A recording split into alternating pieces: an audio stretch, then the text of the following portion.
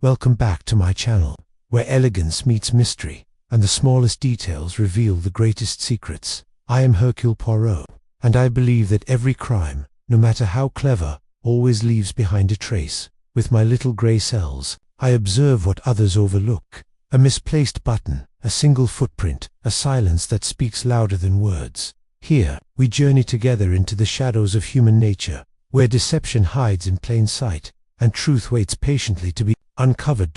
So stay close, because in this world of secrets, the game of deduction has only just begun. Chapter 1.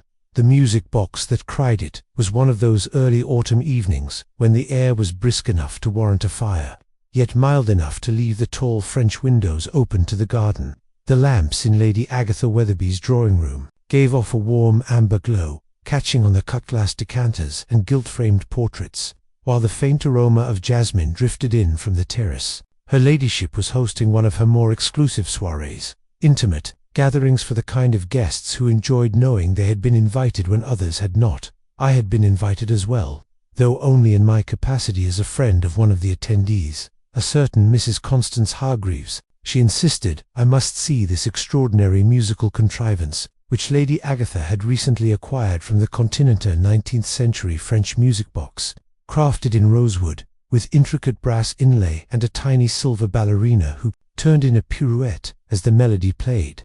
It was said to have once belonged to a duchess who met a mysterious end. Such stories were, of course, a part of its charm. I confess I was expecting little more than a parlour curiosity when the music box was brought in on a velvet-lined tray by Lady Agatha's butler. The guests drew closer, murmuring with appreciation, while the lady herself, slender, poised, and dressed in deep wine-coloured silk, turned the delicate key. There was a pause, as though the mechanism hesitated in waking from its long sleep. Then the first notes sounded, a haunting little waltz, the kind that could only have been composed for candlelight and polished floors. The ballerina began to turn, her arms arched above her head, and then knit was almost imperceptible at first.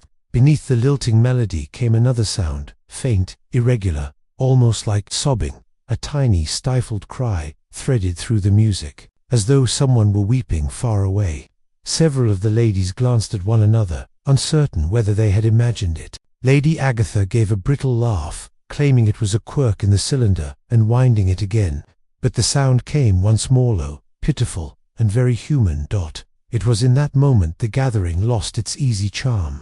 People drifted back, glancing at the shadows at the edges of the room. Only one man leaned forward, eyes sharp and expression unreadable. Hercule Poirot, immaculately turned out in a dove-grey suit, studied the music box with the same focus I had seen him apply to a chessboard. In mid-game, the evening did not end well. Barely an hour later, as the guests were dispersing, a commotion arose upstairs. A footman rushed down, pale as the moon, and stammered that Miss Clara Vane, the young companion to Lady Agatha, had been found dead in her room. The hush that followed was almost suffocating. Somewhere in the hall, forgotten on its tray, the music box still played its eerie little waltz, and if one listened closely, one could swear the cries were louder now. Poirot did not speak at once. He merely inclined his head, as though acknowledging some unseen opponent who had just made the first move. Chapter 2. The first clues. We were conducted upstairs, with that peculiar hush which falls upon a house when death has taken a room for himself. The butler hails a stooped and grave personage who had served the Weatherbys since the Crimea. As he once boasted, walked ahead with a candle that guttered in the draught of the corridor. Poirot kept a little behind him, light on his toes as a cat, and I followed, acutely conscious of the hushed murmurs from below. A cluster of ladies pressed together by the staircase, a gentleman clearing his throat too often. The music box's waltz, reaching us as a faint shiver through the boards. It seemed to me that the notes hiccuped at each turn, as though the melody itself recoiled at what it had heard. Miss Clara Vane's room lay at the end of the east corridor. Hales hesitated at the door, then set the candlestick upon a small table in the hall and announced, with a certain dignity, that he could not enter until Lady Agatha gave permission. As if in answer, Lady Agatha herself came swiftly along the passage, her cheeks pale beneath their powder, the deep wine-coloured silk of her gown rustling like a warning. "Do what you must, Mr. Poirot," she said, and then, catching sight of me, added in a lower voice, "And you too, Captain Hastings, pray, be discreet.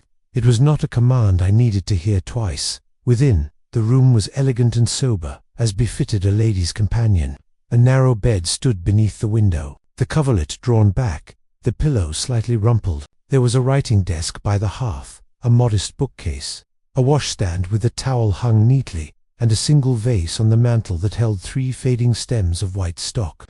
The faint perfume of it mingled curiously with the sharper tank of something medicinal sal volatile. I later learned on't with the colder breath of night that seeped in from the window. Poirot went first to that window, which stood pushed up by an inch. He touched the sash with one finger, then the catch, then the inside sill, and finally the polished wood beneath. A smudge, so slight I would have sworn it was a shadow, came away on his fingertip. He lifted his eyebrows and said nothing. Miss Vane lay on the floor near the dressing-table, curled slightly upon her side, one arm extended as though to ward off a blow she had not believed would fall. She was a girl of perhaps 23, with delicate features and a pale fairness that I suspect owed as much to anxiety as to nature. There was a bruise at her temple, faint but distinct, and a small dark mark near the hairline, as if a pin had pricked the skin. Her eyes were closed and her lips parted. No melodrama of final terror distorted the face.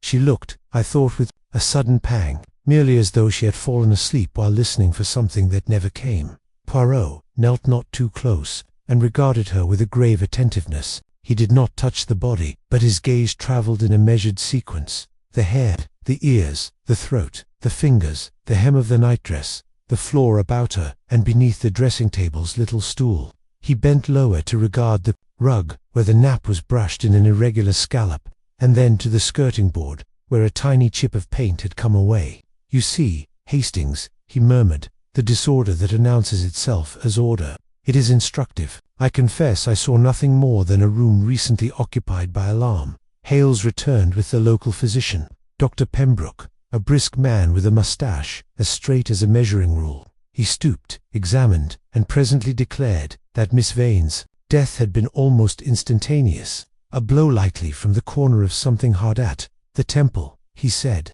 "But there is also this." He lifted the girl's wrist with care. There, faint on the skin, were 2 narrow streaks, not unlike the marks left by a tight glove. They were not livid bruises, rather a paler pressure, as if something had been bound for a brief, decisive moment. "No, not a ligature," the doctor mused, "but a grip. The peculiar long-fingered grip of a woman, perhaps." He glanced at Lady Agatha and coughed. "Forgive me." Lady Agatha stood at the foot of the bed, her hands clasped so tightly the knuckles gleamed. "Clara was an excellent girl," she said. "Quiet, trustworthy. She kept my correspondence, managed the accounts for my charities, and rehearsed the program with the musicians this afternoon. There is no one who would wish her harm." A little tremor entered her voice at the last, and she turned aside. Poirot, observing her without staring, inclined his head almost courteously. "Yet harm has come," he said gently. "We must look, madame, at what is small in the small. There is often the large." We began with the obvious. The desk had been closed. Inside, its papers were arranged with a conscientious neatness. A ledger of household expenses lay on top, followed by a folder of letters clipped with a mother-of-pearl clasp. Poirot's fingers hovered above, but he did not disturb them. Dr. Pembroke, bristling slightly at what he no doubt considered interference, made a professional sound and suggested that we should wait for the police. "We will not disarrange," Poirot assured him. "We look only regard. Hastings, this ink." He pointed to a blotter that bore the mirror of a few lines. "Rehearsal at 7. The key returned. Speak to Elno. Best not." The last phrase, blurred by haste, might have been something else, but the words "key returned" struck me with a curious chill. Returned to whom? On the mantel beside the white stock stood a small frame, the sort that holds a carte de visite. It contained no photograph, however, only a neatly trimmed square of blue paper, the kind that once lined the inside lid of a chocolate box. On it, a single initial had been written in firm strokes. L. Lady Agatha, following my gaze, said at once, "Her brother Lawrence. He is in Manchester. She kept that silly scrap from childhood for luck." Poirot's eyes twinkled, though he did not smile. "For luck, voila, and the luck tonight. It has failed her." We looked to the washstand, a towel untouched. The water in the jug at the precise level I expects at 10 o'clock. On the chair by the window lay a shawl, loosely flung, and on it a scattering of tiny sequins like fallen stars. From the dancer's costume, Lady Agatha said, confused, "No, how should they be here?" Poirot nodded as though she had answered a different question. He straightened and touched the window again, then held his hand to the night air. "Smell, Hastings." I obliged, and caught at once the faintest whisper of smoke-cold smoke, as from something extinguished not long before. There was no fire lit in the grate. Poirot crouched and drew from the ashpan a curl of blackened paper, so small it clung to his fingertip like a dead moth. There was barely a trace of ink upon it. The thinning outline of an S, or perhaps a 5. He placed it on the corner of the mantel, as reverently as if it were a relic. Downstairs, the murmur was growing. Someone had found resolve enough to close the lid of the music box, but even stilled, it seemed to me that a residue of its weeping hung in the passages like mist. We had hardly re-entered the corridor when a young woman came hurrying towards us, her cheeks blotched with distress. "Please," she cried, "please forgive me. I am Delia Moore, the mezzo, who sang at dinner. Is it true? Is Miss Vane—" Oh, she swayed. I feared she might faint, but she mastered herself. We were to rehearse a duet for Lady Agatha, but Miss Vane was late. That is to say, she went upstairs for a moment, and did not return. "At what time, mademoiselle?" Poirot asked. "A few minutes past 9. The gentleman had gone in to smoke. We ladies remained. I remember, because the musico, that dreadful little waltz, began again, and Miss Vane paused by the door and said, 'I must fetch something.' She looked very pale. I thought it was the perfume. I cannot abide jasmine." "You did not see what she fetched?" Poirot's voice was gentle. "No. Only." Miss Moore hesitated, then bit her lip. "Only that she carried, earlier, a small key upon a ribbon at her wrist. I noticed it because it caught the light when she turned the pages for me. When she went upstairs, it was no longer there." Lady Agatha made a soft sound. "The key to the music box," she said. "I entrusted it to Clara when the dealer delivered the thing this morning. It is not robust. I feared the guests might handle it too freely." She pressed her handkerchief to her lips.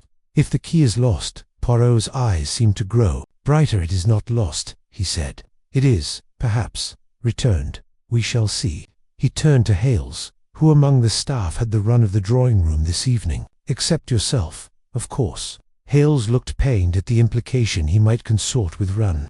"Mrs. Broom, the housekeeper, and Sims, the footman who assists me at table. The parlour-maid, Kitty, served in the hall. No one else, sir." "The dealer who delivered the music box, did he come alone?" "A lad came with him," Hales admitted.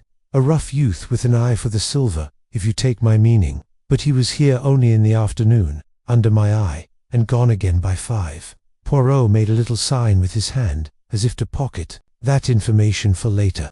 He went back into Miss Vane's room and stood at the desk once more. His gaze lingered upon the ledger, upon the neat notations done in a fine upright hand, upon the empty square where, perhaps, a small object had lately rested. He bent closer, then, with an apologetic glance to Lady Agatha, slipped the blotter free and held it nearer the candle.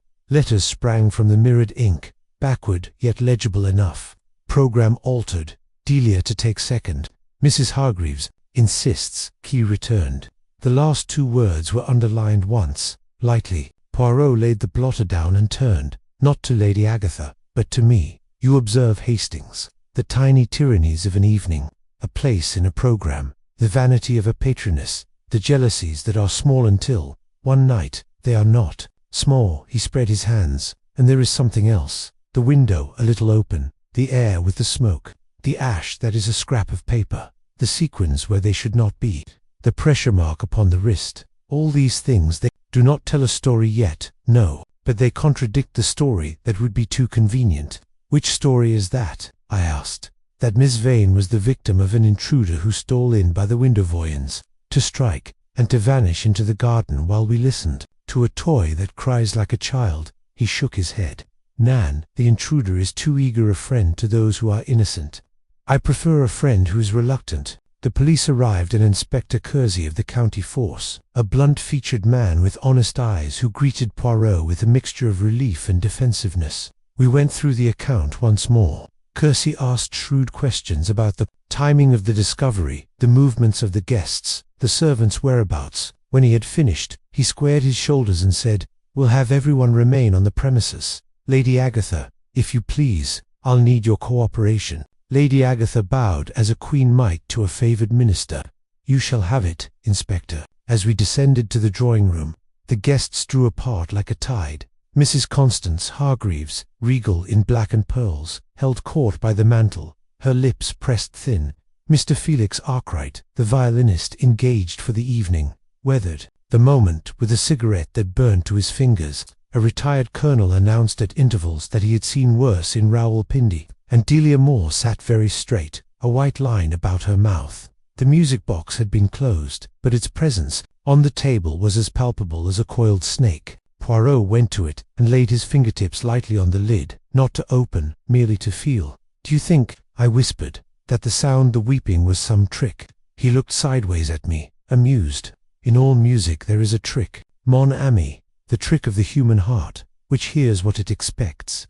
But also, yes, there may be another trick. We will not say more for the moment."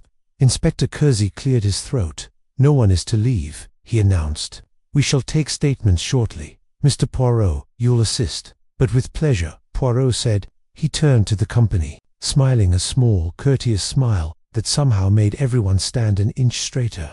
"We shall speak, each of us, a little," he said. "We shall recall the small things, who took a key and who returned it, who altered a program, and why, who dislikes the jasmine and who loves to weep at the music. In the small things, we will discover the great." He spread his hands, delicate, precise. "For the moment, we begin at the beginning." And so the first movements of our inquiry arranged themselves, like the opening bars of a waltz whose steps we did not yet know. The room held its breath, the guests held their stories. Somewhere beyond the windows, the garden stirred with the faintest wind, and the house itself seemed to listen. Poirot's eyes, very bright, went from face to face, and I recognized that keen delight which comes to him only when he senses a pattern beneath appearances. If there was weeping tonight, it would not be only the music box, it would be the truth, coaxed forth note by note, until it could not help but be heard.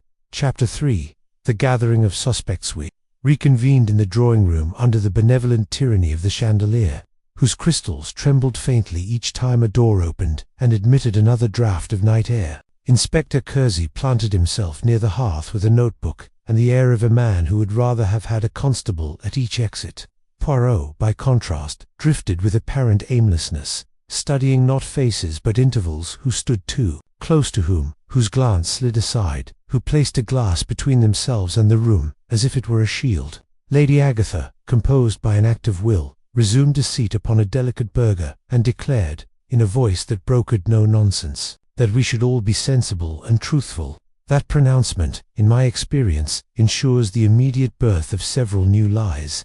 The company was not large, a half-dozen invited guests, and the upper servants, who hovered in the penumbra like notes at the edge of a melody. There was Mrs. Constance Hargreaves, patroness of nearly everything within a 10-mile radius, her dress an unassailable black, and her pearls as steady as a judge. Mr. Felix Arkwright, the violinist, elegantly shabby and faintly sallow about the eyes, whose quick fingers fretted the stem of his cigarette as they might the neck of a fiddle. Mademoiselle Delia Moore, the mezzo dauntless but with a bruise of colour on either cheek from having controlled her grief too fiercely, and Colonel Burford, retired and irritable, with a mouth that snapped shut on inconvenient comments half a second too late. To these were added a late arrival to my attention, a young woman with a dancer's frame and a stare like a cat's, Cecil Durant, engaged for a brief divertisement between the songs, sequins dusted over her wrap like frost. I had not marked her earlier, and that omission pricked at me when I recalled the scattered specks upon Miss Vane's shawl upstairs. Poirot made no formal declaration of a roll call. He simply let silence accumulate until it demanded occupation, and then took it first himself. "Mesdames, Messieurs, you will forgive the little inconvenience," he said, hands tented, head inclined. "It is necessary that we understand the pattern of the evening. Let us be as neat as our poor Mademoiselle Vane was neat, and set the things in order." Mrs. Hargreaves seized the invitation. The programme, Mr. Poirot, was quite straightforward. Miss Moore, a Mozart aria. Mr. Arkwright, a solo from Elgar. Then Mademoiselle Durant's dance, a light affair to please Lady Agatha's continental friends. and finally a duet arranged at short notice to accommodate Mr. Arkwright's shoulder. The pause over the shoulder said rather more than charity. Arkwright's smile did not reach his eyes. Arranged at whose suggestion? Poirot asked mildly. Mine, Mrs. Hargreaves returned, with a regal coolness. Miss Moore is promising, but must be guided. Mr. Arkwright, though not so young as once, has certain sensibilities. It was simplest. Or simplicity, murmured Poirot. And Mademoiselle Vanier, she kept the key to that simplicity, n'est-ce pas? The key to the music box, and also the key to the evening. Lady Agatha stirred. Clara kept order, she said, very low. She had an extraordinary memory for lists. She knew who must be soothed, and who could be told a plain fact, without offence. Her eyes drifted just for a breath to Mrs. Hargreaves. When the dealer brought the music box, I told her to keep the key. I dislike things wound by every hand. Quite right, Colonel Burford snapped. Next thing one knows, some fool's child is inside the works with a hairpin. He looked about as if daring a fool's child to appear. Inspector Kersey interposed. We'll have statements as to movements, please. From 9 o'clock until the discovery, his pencil hovered. Miss Moore Delia lifted her chin. I sang at 22:09.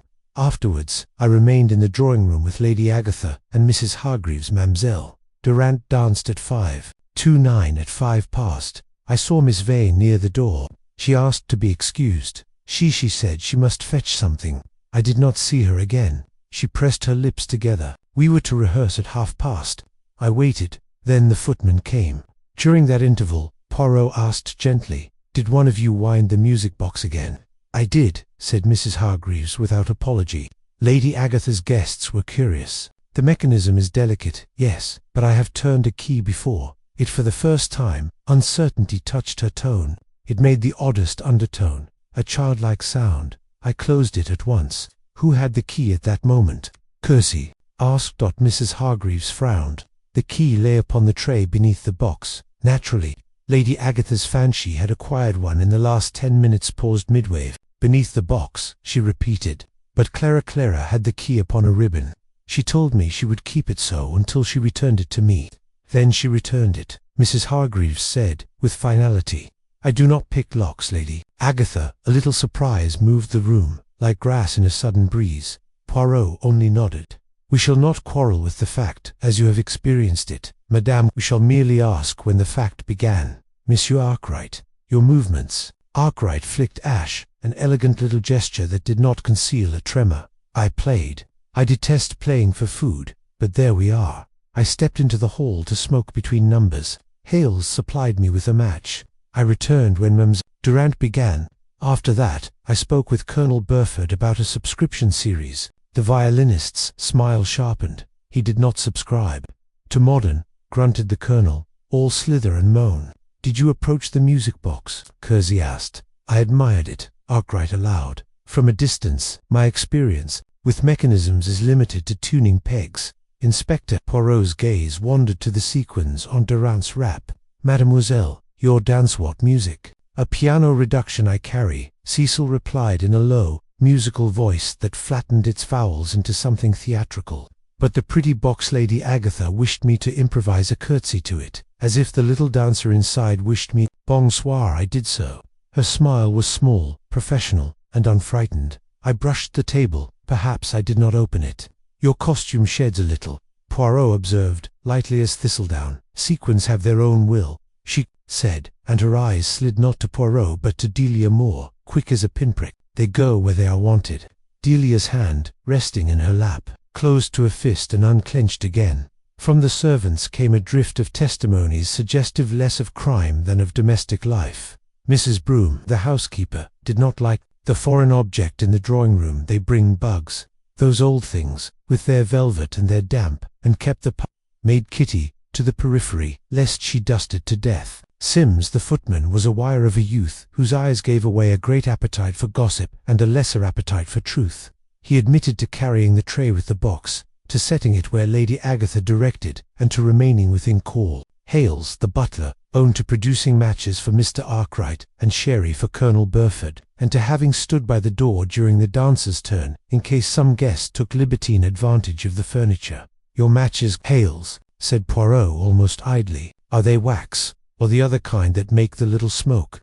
"The safety sort, sir," said Hales, nonplussed. "In a book with the wine merchant's mark." Ah, Poirot drifted away. It was Inspector Kersey who first gave human shape to what, until then, had been angles and shadows. "Miss Vane's family," he asked Lady Agatha. "Any troubles?" "None that bear upon this," Lady Agatha answered at once, then faltered. "Her brother, Lawrence, wrote to her last week. He is impetuous with money. Poor boy. He wanted a small loan. Clara handled my charity accounts. She hoped to oblige him discreetly. She asked me for an advance on her quarterly salary." Lady Agatha's fan moved again, jerkily. "I refused not for lack of kindness, because it is a terrible habit to begin, and because there are always the appearances one must guard. I told her we would find another arrangement." "An arrangement that required a key," Poirot murmured. "To a box, perhaps." "That is not a music box." Lady Agatha looked bewildered. "What do you mean?" "We speak of appearances," Poirot said, with a politeness that did not soften the thought. "Sometimes they conceal not the vice, but the virtue, sometimes the reverse. I make only the observation that keys open more than one kind of thing." His eyes had settled, gently, upon Mrs. Hargreaves's handbag, one of those capacious, rigidly elegant affairs that seems to contain the solution to domestic civilization. Mrs. Hargreaves, with perfect composure, set it upon the table beside the closed music box. "Search it, if you like," she said to Kersey, and her tone added, "You will not." Kersey lifted both hands. "No one's asking to search anything without grounds." But I saw that Poirot had no wish to rummage in a lady's reticule. He wished only to see whether she would place it next to the box, as if the two belonged in proximity. She had. A small commotion at the door diverted us. Dr. Pembroke reappeared and spoke to Kersey in a low voice. I caught only the words, "time of death," and between 9 and 1/4 past. That range placed Miss Vane's end almost precisely. At the moment when the drawing-room had been occupied with admiring a dancer's curtsy to a mournful toy, Poirot let the murmurs settle. Then, very softly, he said, "It comforts the conscience to believe in the stranger the window that opens. By itself, the shadow in the shrubbery who strikes and is gone. But the stranger, he is a poor musician. He cannot fit his notes to ours. Tonight, the music," he tapped the box with a fingertip, "is domestic." No one answered. The clock upon the mantel put in delicately with its quarter hour, and, somewhere, a coal shifted in the grate. Delia Moore stared at the carpet as if it would spell something for her. Felix Arkwright's hands were very steady now, as if they had remembered their training. Cecil Durant gazed at her own reflection in the glass of the French window with a look of faint appraisal. Colonel Burford, deprived of a foreigner to blame, had fallen into silence, and Mrs. Hargreaves radiated a correctness that would have defied a siege. Inspector Poirot said, turning to Kersey with that mild authority he wears as another man might a bâtonnière, "You will do the formalities, and I will do the tidying. Allow me, meanwhile, the indulgence of 3 small inquiries. 1. Who, besides Mademoiselle Vane, had access this afternoon to Lady Agatha's writing desk? 2. The name of the dealer who sold the music box, and the boy who carried it. 3. Whether any of the household staff has lately taken up smoking out of the window in the east corridor." Kersey's eyes sharpened. "The window, it is shy of closing," said Poirot. "Such windows become confidants. They remember the hand." He did not explain further, and Kersey did not press him, perhaps guessing that a premature answer would spoil a ripening thought. Poirot's gaze came back to the circle and rested, for a heartbeat only, on the sequins gleaming faintly at the hem of Cecil Durant's wrap. Then he smiled, small and bright. "Bon, we will speak now, each of us, a little more intimately. It is the turn of the interviews." And with that, the circle dissolved into lines one by one, the suspects to the anteroom for their private confessions, the rest left to the murmur and the clock and the box that, though shut, held within it the echo of a child's weeping. Chapter 4. Poirot arrives. The interviews did not begin at once. Inspector Kersey, with the sort of method born from long acquaintance with stubborn witnesses, preferred to arrange the sequence himself, sending Sims the footman to summon each person from the drawing-room to the anteroom in turn. This bought Poirot a few moments of quiet, though, as I have long observed, his quiet moments are never idle. He had seated himself at a small writing table near the far wall, a cup of coffee untouched at his elbow, and from there he surveyed the room with a languidness that would have deceived anyone unfamiliar with the peculiar tempo of his mind. His eyes passed over the company, not with suspicion, but with that exacting curiosity he applies to a puzzle box, turning each facet in thought, searching for the tiny shift that will betray the hidden spring. I noticed that his attention lingered longest, not on the more voluble members of the party, Mrs. Hargreaves, with her regal pronouncements, or Colonel Burford's brusque interjections, but on those who said least. Mademoiselle Durand, for instance, sat by the fireplace with her head bent, examining her nails, as though there was something newly amiss with their polish, and Hales, standing a little apart from the other servants, kept glancing towards the door, as if he half expected someone else to enter. "Mon ami," Poirot said to me softly, "do you perceive the music of a room?" I admitted that, beyond the faint ticking of the clock and the occasional shifting of chairs, I did not. "Nan, Nan, I speak not of the noise, but of the composition," he murmured. "Every group, every gathering, has its own arrangement, the notes of a score, and when one note is absent, or one is prolonged too long, voila, you hear the discord. Here, the discord is a silence. Two people here listen too closely, yet they do not speak." "Two?" I asked. He inclined his head minutely towards Durand and Hales. "One keeps her eyes lowered, the other his ears open. They are waiting for something to be said, but from whom?" Before I could press him, Inspector Kersey returned from the anteroom, closing his notebook with a decisive snap. "That'll do for now. Mr. Poirot, if you'd care to begin your own inquiries, I'll have the first in for you." "Who do want?" Poirot's answer was immediate. "Madame Hargreaves." She entered the anteroom with a dignity one might reserve for the audience chamber of a minor monarch. Her black silk rustled faintly as she settled herself opposite, Poirot's handbag placed squarely on her lap. "Madame," Poirot began, his tone warm but unyielding, "you are the intimate friend of Lady Agatha." "Yes, I have known her these 20 years, she replied. "I have lent her my advice on many occasions, particularly in matters of public appearance. She does not always take it, but she always hears it. Et bien, and tonight, you advised changes to the program." Her mouth tightened. "Yes, the original arrangement would have been fatiguing for certain members of the audience, and not flattering to Mr. Arkwright's playing." Poirot tapped a forefinger lightly against the arm of his chair. "And to Mademoiselle Vane, what did you say?" "I informed her of the change. She objected at first, but she was a sensible girl. I reminded her that she served Lady Agatha's interests, and that those interests were best met by my suggestion." "Did she seem, how shall I say, unsettled?" "She seemed." Mrs. Hargreaves hesitated, then gave the smallest shrug. "Distracted. She asked if I had seen the key to the music box. I told her I had not. That was all." Poirot inclined his head, his gaze dropping briefly to the rigidly clasped handbag. "Merci, madame. You are most helpful." The next to enter was Felix Arkwright, carrying the faint aroma of cigarette smoke. He slouched into the chair as though rehearsing a pose for a portrait. "Your acquaintance with Miss Vane?" Poirot asked. "Strictly functional," Arkwright replied. "She turned pages for me during rehearsal. Knew her business. I don't go in for small talk with companions, it's not encouraged, you know." "And yet," Poirot observed, "you left the room when she did." A flicker almost imperceptible crossed the violinist's face. "Coincidence. I went for a cigarette. Hales will tell you. He gave me the match." Poirot studied him for a moment, then said mildly, "You have a fine sense of timing, monsieur. I wonder, is it always so precise?" Arkwright's lips curved without warmth. "In my profession, it has to be." When Mademoiselle Durand was brought in, she came with the grace of someone accustomed to the scrutiny of a stage. She smiled faintly at Poirot, as if they shared some private understanding. "You have danced in many houses, mademoiselle," Poirot began. "Tell me, did this house feel different?"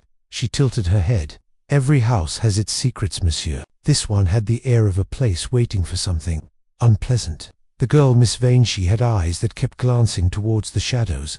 Poirot leaned forward. "And did she speak to you?" "A few words. She admired my costume. She touched my sleeve."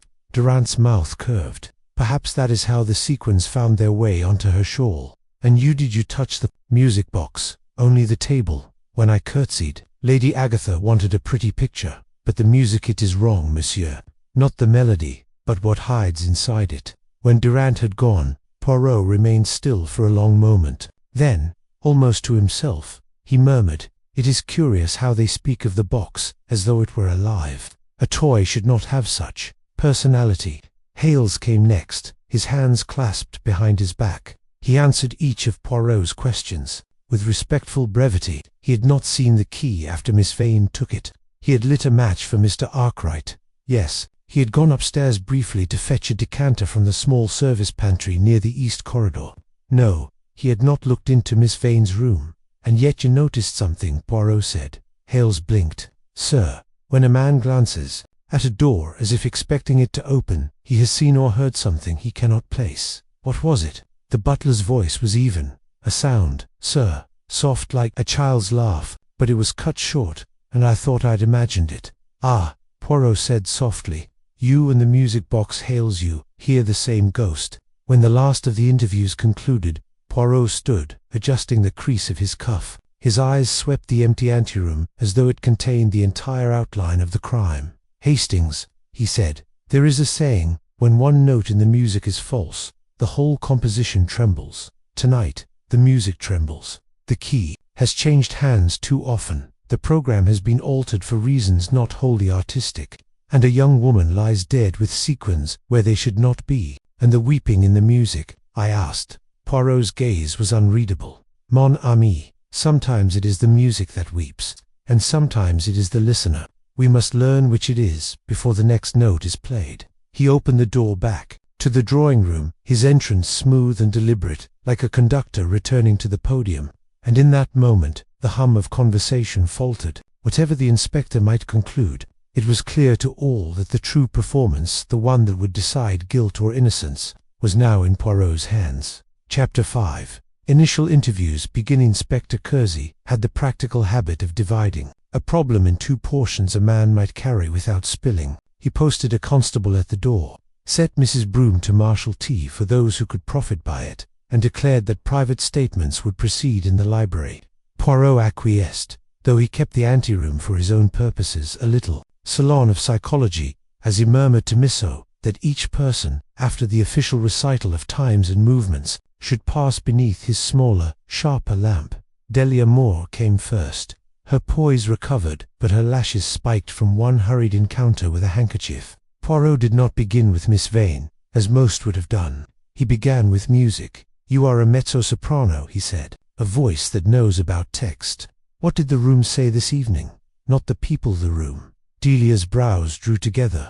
It was warm, but the windows were open. The fire laid but not lit. The flowers jasmined to strong near the piano. Lady Agatha moves chairs so guests can admire the portraits. It leaves the center oddly bare.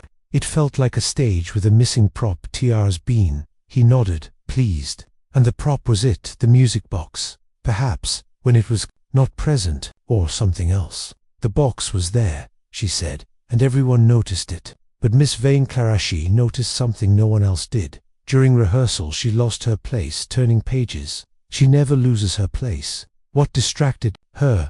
Mrs. Hargreaves, Delia said, after a fractional pause. She came to the piano with a list, and told Clara to alter the order on the card, and to move my duet earlier. Clara said it would cause confusion with the servants. Mrs. Hargreaves said she would answer for any confusion. Clara wrote it down, then blotted it badly. She hates blots. It was a small picture, but I saw Poirot file it away as though it had been a portrait in oils. And the key when last, did you see it? At 7, on her wrist, Delia answered. She laughed, that it made her feel like a jailer. At 9:05 it was gone. When I asked where it had gone, she said, back where it belongs. That is all. Merci, Mademoiselle. Poirot's voice softened. One more thing. The sound beneath the music, the crying. Did it begin tonight, or earlier? Delia hesitated. At rehearsal, I thought I heard a breath, not a cry, as if a bellows took in air. I told myself it was nonsense. She met his eyes. I don't think it was nonsense now. She withdrew, and Kitty the parlour-maid took her place, a slight girl with a resolute chin and the air of one who has determined to be brave and finds, to her alarm, that she is succeeding. Your business keeps you near doors, Poirot observed. Tell me who passed them. Kitty's answers came in a careful flow. Mademoiselle Durand had arrived late, her shawl around her shoulders, though the evening was mild. Mr. Arkwright had gone to the hall twice for smoke, and once to stare at the box with the face as if he could. Here's something I could not Mrs. Hargreaves had stood near the tray, tapping with a gloved finger, as if testing a pie crust. She had said, lightly, "We must not overwine, Hales," and Hales had replied that he did not wind, only carried. And Miss Vane? Poirot asked. She was here, there, Kitty said, never still. She kept touching her wrist, like the ribbon was still there. When she went upstairs, she had nothing in her hands only. Her face looked like she'd remembered something she'd lost. Mrs. Broom came with the tea in stately disapproval of the box. The foreignness of the box, and all boxes older than herself. They harbour moth, she pronounced. Poirot, who can draw a confession from a kettle, coaxed what lay beneath the general detestation. The housekeeper had supervised the delivery. She had not liked the lad with the dealer, a weasel with a grin, but nothing had gone missing. And Hales had kept the boy under eyes so direct he could have pressed a crease with them. And this afternoon, Poirot said lightly, someone burned paper upstairs. Mrs. Broom looked gratified to have an opinion ready. Not my doing. The east corridor smells of smoke most evenings about 8. Sims has taken 2 striking matches in his pocket, like a music-hall turn, and the window in the maid's closet sticks. I told Mr. Hales a week ago. Sims, when summoned, managed a flourish even under interrogation. He had the native insolence of a handsome youth who has found it profitable. But before Poirot, it withered a trifle. Yes, he had taken up cigarettes. No, he did not smoke on the landing except perhaps once or twice. He had handled the box and the tray but not the key. If the key had been on the tray, he would have seen it. It wasn't, he said flatly. Not when I set the box down for the first turn. Later on, when the ladies gathered, I thought I saw something catch a light on the velvet. But Mrs. Hargreaves shut the lid, and I went for the sherry. And did you return by the east corridor at any time near 9? Asked Poirot. Sims wavered, scented the trap, and produced a smile. If I did, sir, it was only to fetch the decanter from the sideboard there. But I didn't touch any ladies' rooms. Your matches, said Poirot. You keep them where? In my waistcoat, sir.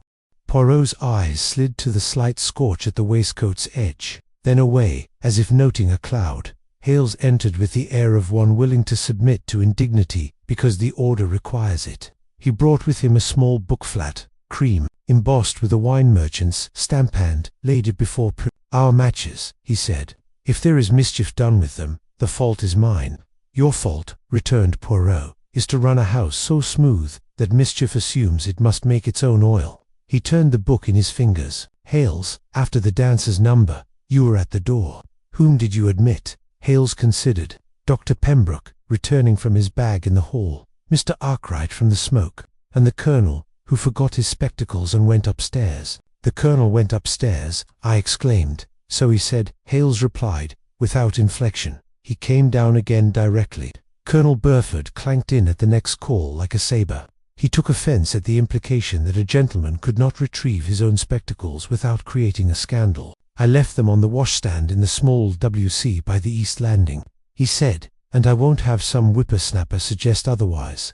He had no use for music boxes, foreign gewgaws, or that modern squalling the violinist attempted. He had, however, seen Miss Vane in the corridor at about 9ish, moving fast, like a pigeon that hears a cat. He had nodded. She had not returned the nod. Bad manners, he declared, though he cleared his throat, and added, gruffly, poor girl. Dr. Pembroke's manner was the more rigid for being conscious of its own decency. He confirmed his estimate of death, not later than 1:15, and permitted, reluctantly, that the bruising on the wrist suggested a brief restraint rather than a struggle. She was stopped, not overpowered, he said, as if someone touched her, and she frozened. Then the blow. His tone made clear he disliked the idea. Doctors do. Could the blow have been accidental? I asked. Anything could, he said tartly. But the angle is deliberate. The corner of a dressing table or the edge of a small case, delivered with intent. Case, Poirot repeated, a strong box Pembroke allowed. The sort ladies use for jewels. It would do it. Lady Agatha entered at last for her turn, composed again, though I discerned the strain about the eyes that comes when a woman's grief must fit the dimensions of her house. She answered plainly. The box had been delivered at 2. The dealer, Mr. Venn, had demonstrated the winding with a key on a ribbon. Lady Agatha had given the ribbon to Clara.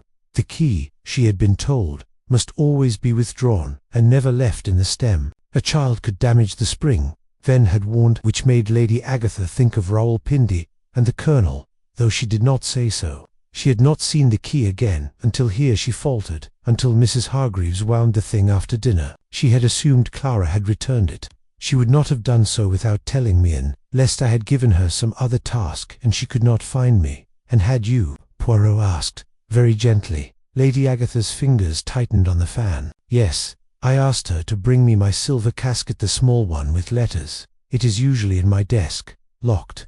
I wished to destroy a letter, an old one. I am not proud of it, but there it is. When Clara did not return, I went in search of Hales instead. Did you destroy the letter later? Poirot asked. No. A faint colour rose and ebbed. When we learned there was no thought for letters. She withdrew with a small bow, and I exhaled.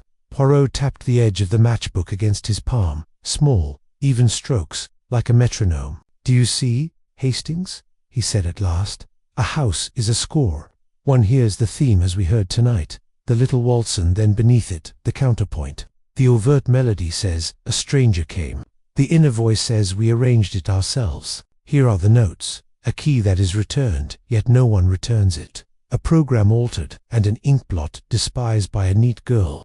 A colonel who climbs for spectacles and meets a pigeon in flight. A dancer who sheds sequins everywhere except where she performs. A butler who hears a child laugh where no child is. A housekeeper who smells smoke in a corridor that opens badly. And a doctor who names a strongbox as a weapon. And the scrap of char, with its S or its 5. I added. Poirot's eyes warmed. Just so. An S for silver, or a 5 for 5. We shall not yet decide. But we shall ask Mr. Venn about his sails and his boys. We shall ask whether a key may fit 2 boxes, one that sings and one that tells no music. He rose. Through the half-open door drifted the murmur of the library, the scratch of Kersey's pencil, the clink of spoon against cup. Somewhere a tread creaked in the east corridor, then was still. We have enough, Poirot said softly, to present a picture that is wrong, but persuasively wrong. The authorities will like it. So must we briefly. It is time, mon ami, for the case to offer us its first gift, a suspect who is perfectly guilty, and not at all. And with that, he crossed to the library to hear the next recital, the matchbook, sliding into his pocket as if it had found its natural home. Chapter 6. First false lead. The first gift arrived sooner than I expected, borne not by Poirot's design but by the solid tread of Inspector Kersey, returning from the library with the expression of a man who has spotted his quarry and intends to bring it down before it escapes into fog. He closed the drawing-room door behind him, signalling for quiet, and addressed Lady Agatha with the punctilious politeness due her position. Madame, he said, I believe we may have something. Your footman, Sims, has admitted to being in the east corridor around the time of Miss Vane's death, fetching a decanter. He says, we've found ash from a cigarette in the passage outside her room, and scorch on his waistcoat pocket, where he keeps his matches. He's already admitted to smoking there before. Now he says he didn't go into the room, but Kersey allowed the butt to hang with all the weight of an iron latch falling shut. Lady Agatha drew herself up. Sims is a fool, Inspector, but hardly a murderer. That remains to be seen, Kersey replied evenly. What we have is a young man in a place he had no cause to be, with a habit of striking matches in a corridor where a small scrap of burnt paper has been found. That scrap, he turned to Poirot, could easily have been from something the girl had, something he wanted gone. Poirot inclined his head gravely, though I noticed the faint twitch of his moustache. That means he has already turned the proposition about in his mind and found a seam in it. An hypothesis, he said mildly. And what is the supposed motive? Kersey's mouth tightened. We've only the beginnings of one. Mrs. Broom says Sims took an interest in the dealer's lad who delivered the music box. Old friends, perhaps, and if that lad had an eye for silver, as she claims, the music box might have tempted them both. Miss Vane had the key. Sims could have persuaded her to hand it over, or taken it when her guard was down. A quarrel, a blow. The inspector's voice dropped to the deliberate cadence of a man offering something that fits neatly enough to be tried on. He panics, pockets the key, and tries to make it look as though an intruder came and went. The open window, the smoke, all a sham. There was a murmur among the guests. Mrs. Hargreaves allowed herself a small, chilly nod, while Ark raised his brows as though to say, well, it was always going to be one of the help. Durant simply looked down at her lap, fingers idly smoothing the sequined edge of her wrap. Poirot moved to the fireplace and stood with his back to it, surveying the room. "It is indeed possible," he said. "Sims, perhaps you will join us."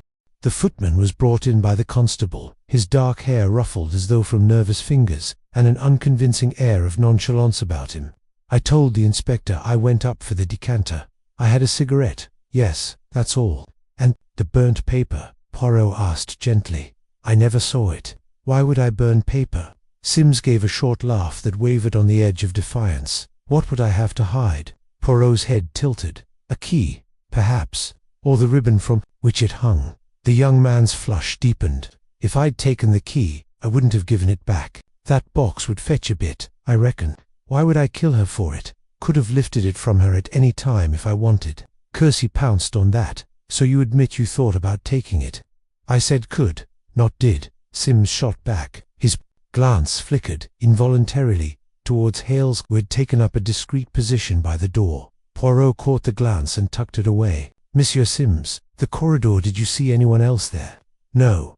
Heard a step, maybe, but it was quiet, not a laugh, not a child's laugh." Sims frowned. "That, I've heard it before. Thought it was the maids downstairs. Fooling tonight. I thought I imagined it." "A bean," Poirot said softly. "So, you have been in the corridor. You smoke, you strike the match, there is ash. But the blow to Mademoiselle Whodunit is struck while you are still fetching a decanter. N'est-ce pas?" "I was in the corridor, sir," Sims admitted, "but not in the room." Christie's voice was firm. "The means, the opportunity weave. Enough to keep you under watch." Lady Agatha's mouth had thinned to a pale line. "If you must, Inspector, but I would caution you against wasting your time." The constable led Sims away, leaving a hollow in the room's air. Christie closed his notebook with a snap. "Until we prove otherwise, he's our man." Poirot smiled faintly, as if at a private joke. "It is comfortable, is it not, when the suspicion settles on a young man with a little insolence, a little smoke, and the bad luck to be where death has passed?" Christie eyed him. "You disagree?" Poirot raised his brows. "Never disagree with facts, Inspector. Only with the conclusions drawn too hastily from them. If this Sims is our man, the case is finished, and we may all sleep well. But I, alas, do not yet sleep." He moved away from the fireplace, letting his gaze touch each face in turn. "Consider, the key is the central object. We think it is the key to the music box alone, yet Lady Agatha has told us of another box, one silver, one for letters, that also requires a key. If one key fits two boxes, then both could have been opened. And if Miss Vane fetched the silver casket for her mistress, and if she found in it something another wished destroyed." Durant's head lifted a fraction. Arkwright's cigarette burned low between his fingers. Mrs. Hargreaves's eyes narrowed. Poirot spread his hands. "A possibility only, but the burnt scrap upstairs.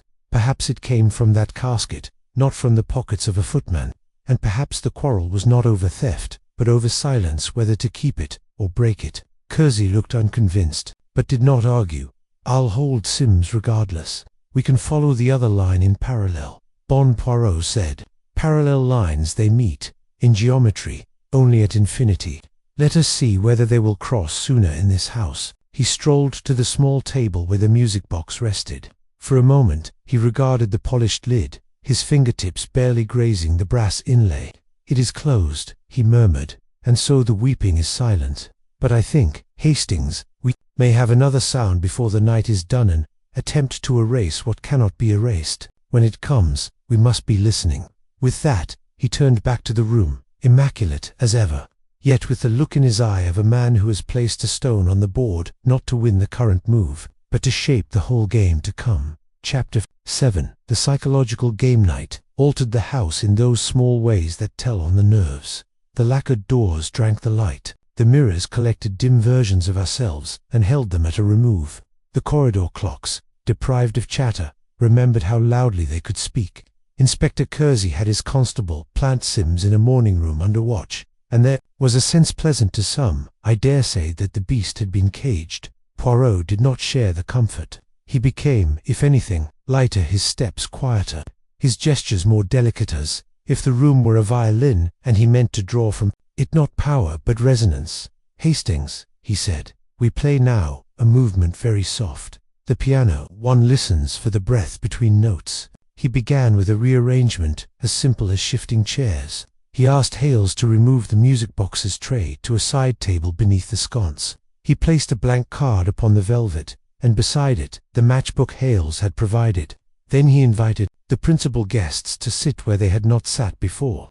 It was no more than a polite request. Yet, when Mrs. Hargreaves found herself not at the mantel, but at the far end of the room opposite the music box, and when Felix Arkwright discovered his habitual corner surrendered to Colonel Burford and Mademoiselle, Durand drifted, almost despite herself, to the chair nearest the tray, there was the faintest ripple over the surface of composure. Even Lady Agatha, who would have faced a firing squad with correct posture, hesitated half a heartbeat before taking a settee that offered her a view of everything except, pointedly, the tray. Poirot sat last and smallest, where he could see their hands. "You will indulge me," he said very gently, "in a foolishness. I am a man who loves the neatness. I cannot bear a key without its ribbon. A ribbon." Mrs. Hargreaves's glance was as cool as the pearls at her throat. "Yes, Mademoiselle Vane wore one at her wrist, Delia has told us. The key, it would chafe the skin. The ribbon prevents the little pain." I wonder. Poirot's eyes went to the tray, then to the hands that did not look at it, whether the ribbon, if no longer needed, was cut. A cut edge leaves the small crumbs, vous savez, like the bread from a knife.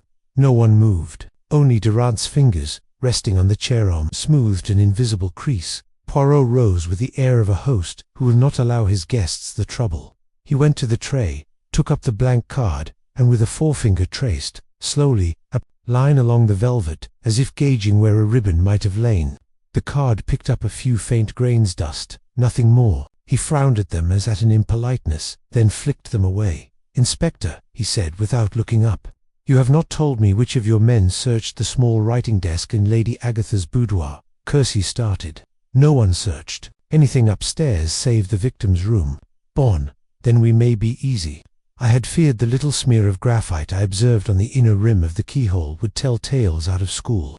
He set down the card. "But it tells no tales yet. Was, I knew perfectly well, a provocation. Graphite pencil was plausible enough for any desk, but Poirot had bestowed upon it a new and dangerous importance." He sat down again and folded his hands, and I watched, not faces now but throats, a swallow from Arkwright, the smallest lifting of Lady Agatha's chin, a motion at Durand's temple, where the pulse lives.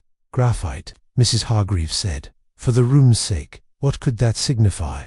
"That a key was tried in a lock that does not often welcome it," Poirot replied. "When one uses the unfamiliar key, one is clumsy, one marks the rim. Tiens, perhaps it is nothing. Perhaps it is merely that Miss Vane was over-careful and would not allow the scratches, but his hands made a little tent. I think of her neatness, and I do not see her forcing." Lady Agatha's fan whispered once, and was still. "Mr. Poirot," she said, "steady. Are you suggesting Clara attempted to open a lock that was not hers to open?" "I suggest nothing," said Poirot. "I listen to a little box that pretends to cry, and to a house that truly does not like to speak." He turned, abruptly, to Arkwright. "Monsieur, permit me a thing indelicate. You are left-handed." Arkwright blinked. "What of it? You held your cigarette in the right, but you ash with the left. When you tuned, just now as we waited, you reached instinctively with the left to the pegs. The bruise upon Mademoiselle Vane's temple is on the right side." Poirot's voice softened to something almost sympathetic. "It is a small geometry. The blow, if delivered face-to-face by a left hand, falls neatly there, but if delivered by a right it is untidy." "Are you accusing me?" The violinist's voice frayed. "Nan, I am describing a possibility so obvious that it must be wrong. Every man and woman in this room can picture the scene now. Therefore, it did not happen so." He smiled, and the tension in the air relented by a hair. "I dislike the easy picture. I ask instead, who is not in the picture at all." It was then that he played a trick of the old school. He drew from his pocket a narrow length of satin blue, with a neat end. "You see," he said lightly, "I have a ribbon." Lady Agatha's eyes widened, despite herself. Mrs. Hargreaves sat very still. "It is not," Poirot continued, "the ribbon of the key.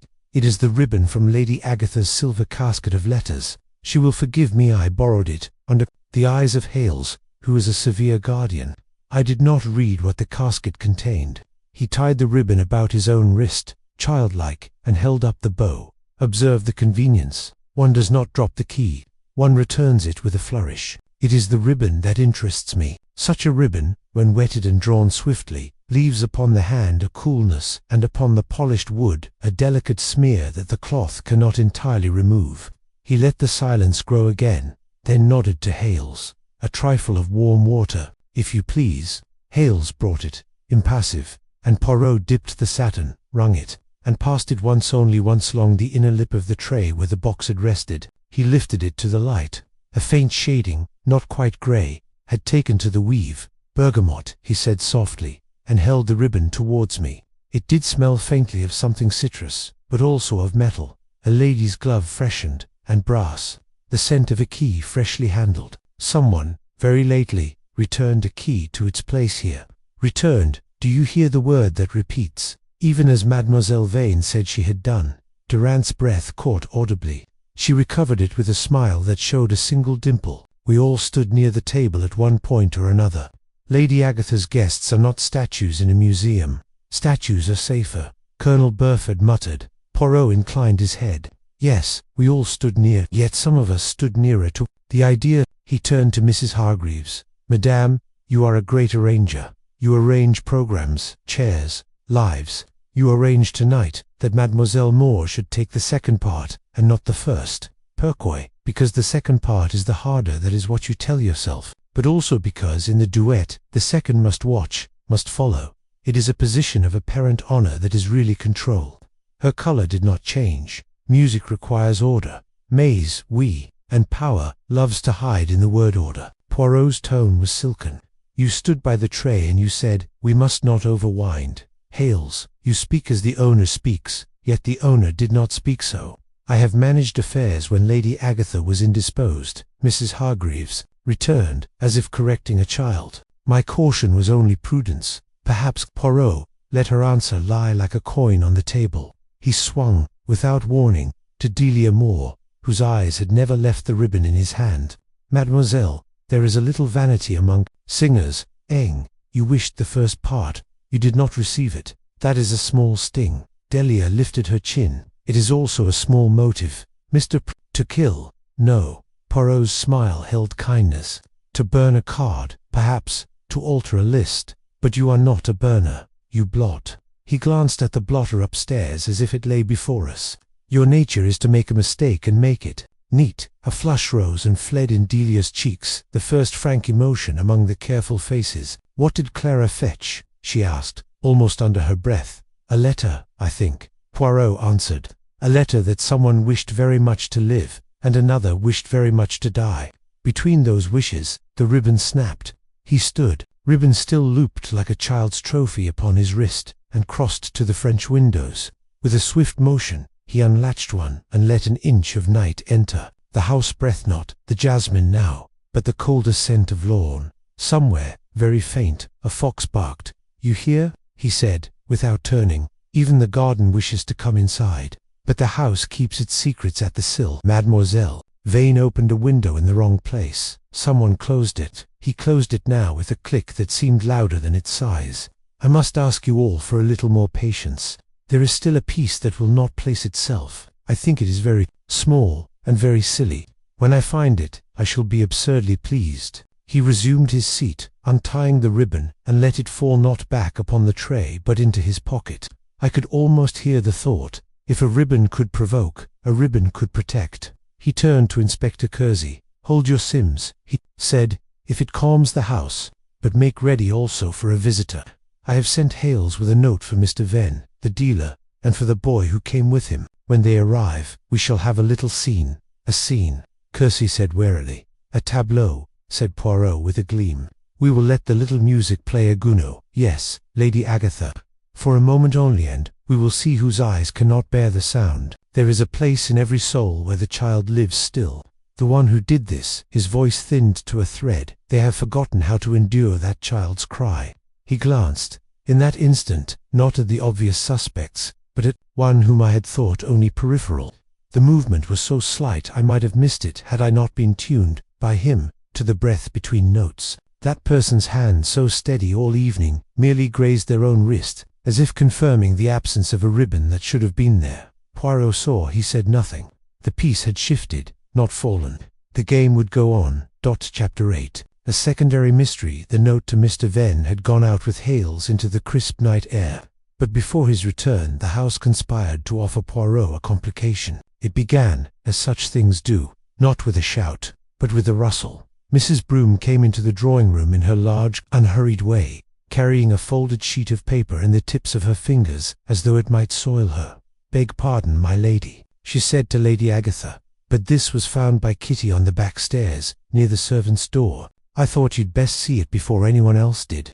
Lady Agatha took it, frowned, and then glanced instinctively at Poirot before opening it. The paper was heavy, the sort used for formal correspondence, but it had been folded twice across. In haste, as Lady Agatha read, a small stiffening of her shoulders betrayed her reaction. Without a word, she handed it to Poirot. I leaned in as he opened it with careful fingers. The note was brief, written in a hurried, angular hand. "It is done. Destroy what remains. The key is safe. No signature, no date, no salutation." Poirot's brows lifted the smallest fraction. "You found this where, madame?" he asked Mrs. Broom. "On the back stairs, sir, near the landing to the yard. The kind of place you'd slip through if you didn't want the front hall seeing you." Inspector Kersey took the paper with a grimace. "This could be anything. Servants sending each other messages. For all we know." "Perhaps," Poirot murmured, "but the phrase, 'the key is safe,' it strikes the ear with familiarity, does it not, Hastings? We have heard it twice already tonight. First, in Mademoiselle Vane's own words, 'back where it belongs,' and second, in the little assumptions of our guests that the key returned meant the matter closed." He turned the paper over, examined the back, and held it to the light. No watermark. The hand curious, it presses hard. The loops small, not the hand of one accustomed to invitations. It writes as if time were an enemy. Lady Agatha's lips tightened. It could not have been there long. Kitty swept the stairs before dinner. Kersey looked up sharply. "Then we have a narrower window for when it was dropped, between the start of the evening and now." Or Poirot corrected, "It was placed there after the discovery of Miss Vane." The household was already in motion, and the back stairs less noticed. The question is, to whom was it written, and by whom? It is not signed because the one who received it already knows the sender. He did not press the point, but folded the note again with the same care one might fold a pressed flower, and handed it to Kersey. The discovery unsettled the company.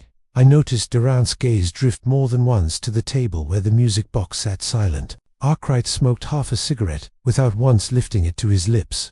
Mrs. Hargreaves shifted her handbag from side to side, as though unable to find it a satisfactory place. The Colonel alone seemed immune, content to grumble about the scandal. Reaching the local press, Poirot, meanwhile, had gone to the French windows, checking the latch. Then, quite deliberately, he unlatched them and stepped out onto the terrace. I followed, the night air cold on my face after the warm lamps. From outside, the drawing-room's amber light glowed in sharp rectangles on the lawn. Poirot's eyes swept the garden with a soldier's caution. "Observe, Hastings, the terrace runs the length of the drawing-room and ends at the angle of the house near the east corridor. A man or a woman could pass from here to that window without crossing the front drive. And the ground, do you see? Soft from last night's rain, yet no fresh prints." "Meaning," I said, "no one came in that way tonight." "Or that someone came earlier," Poirot replied, "before the soil was soft. That is why I prefer the language of the house to that of the garden. Floors speak more clearly than lawns." We went back in to find Mrs. Broom hovering at the door again, this time with Kitty beside her. The girl looked pale but determined. "Sir," she said to Poirot, "it's the desk upstairs, in Miss Vane's room. I went to fetch her prayer book for Lady Agatha's chaplain, and I saw that the top drawer was open. I'm certain it was shut before. And inside there's nothing." Kersey demanded. "Not a paper, not a pen, not a scrap," Kitty said, as if it had been cleared. Poirot's eyes narrowed with interest. "And who, my child, would know what was there before?" Kitty glanced at Lady Agatha. "Only Miss Vane, sir. And perhaps Mrs. Hargreaves. She sometimes had Clara write out her invitations, but the drawer was never empty. She kept her stamps and sealing wax in it, and a little purse for her own use." We went up at once. The drawer did indeed gape by, a hand's width, and inside it was bare. The wood smelling faintly of lavender, sachet and more, faintly still something sharper. Poirot bent low, then drew out his handkerchief and lifted the drawer clear of the desk. He ran a fingertip along the inner seam, and when he withdrew it, there was a pale smear, like powder. He sniffed it. "Mon Dieu, what is it?" I asked. "Powder. From a rubber eraser," he said. "Someone has not only emptied the drawer, they have rubbed clean the base. Such thoroughness, it is the work of fear." Kersey's jaw set. "So someone's removing more than just a letter. Removing any trace of what was in here." Poirot slid the drawer back into place. "We have now 2 erasures, one by fire the scrap in the grate, and one by friction the clean would here. Both in Miss Vane's room, both after her death." Durant's voice, cool and quiet, came from behind us. She had followed, though none had asked her to. "So the murderer came back," she said. "That's what you mean." Poirot did not answer her directly. "The murderer is like a bad musician, mademoiselle. They play too much. The good musician knows when to let the note fade." He turned to Kersey. "This is our secondary mystery, Inspector. Someone in this house, after the death, had the confidence or the desperation to go upstairs and tamper with the scene.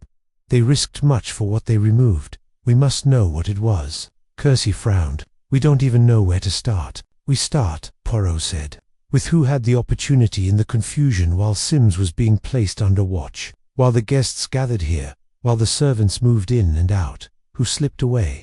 We will ask each quietly, in the order they left this room.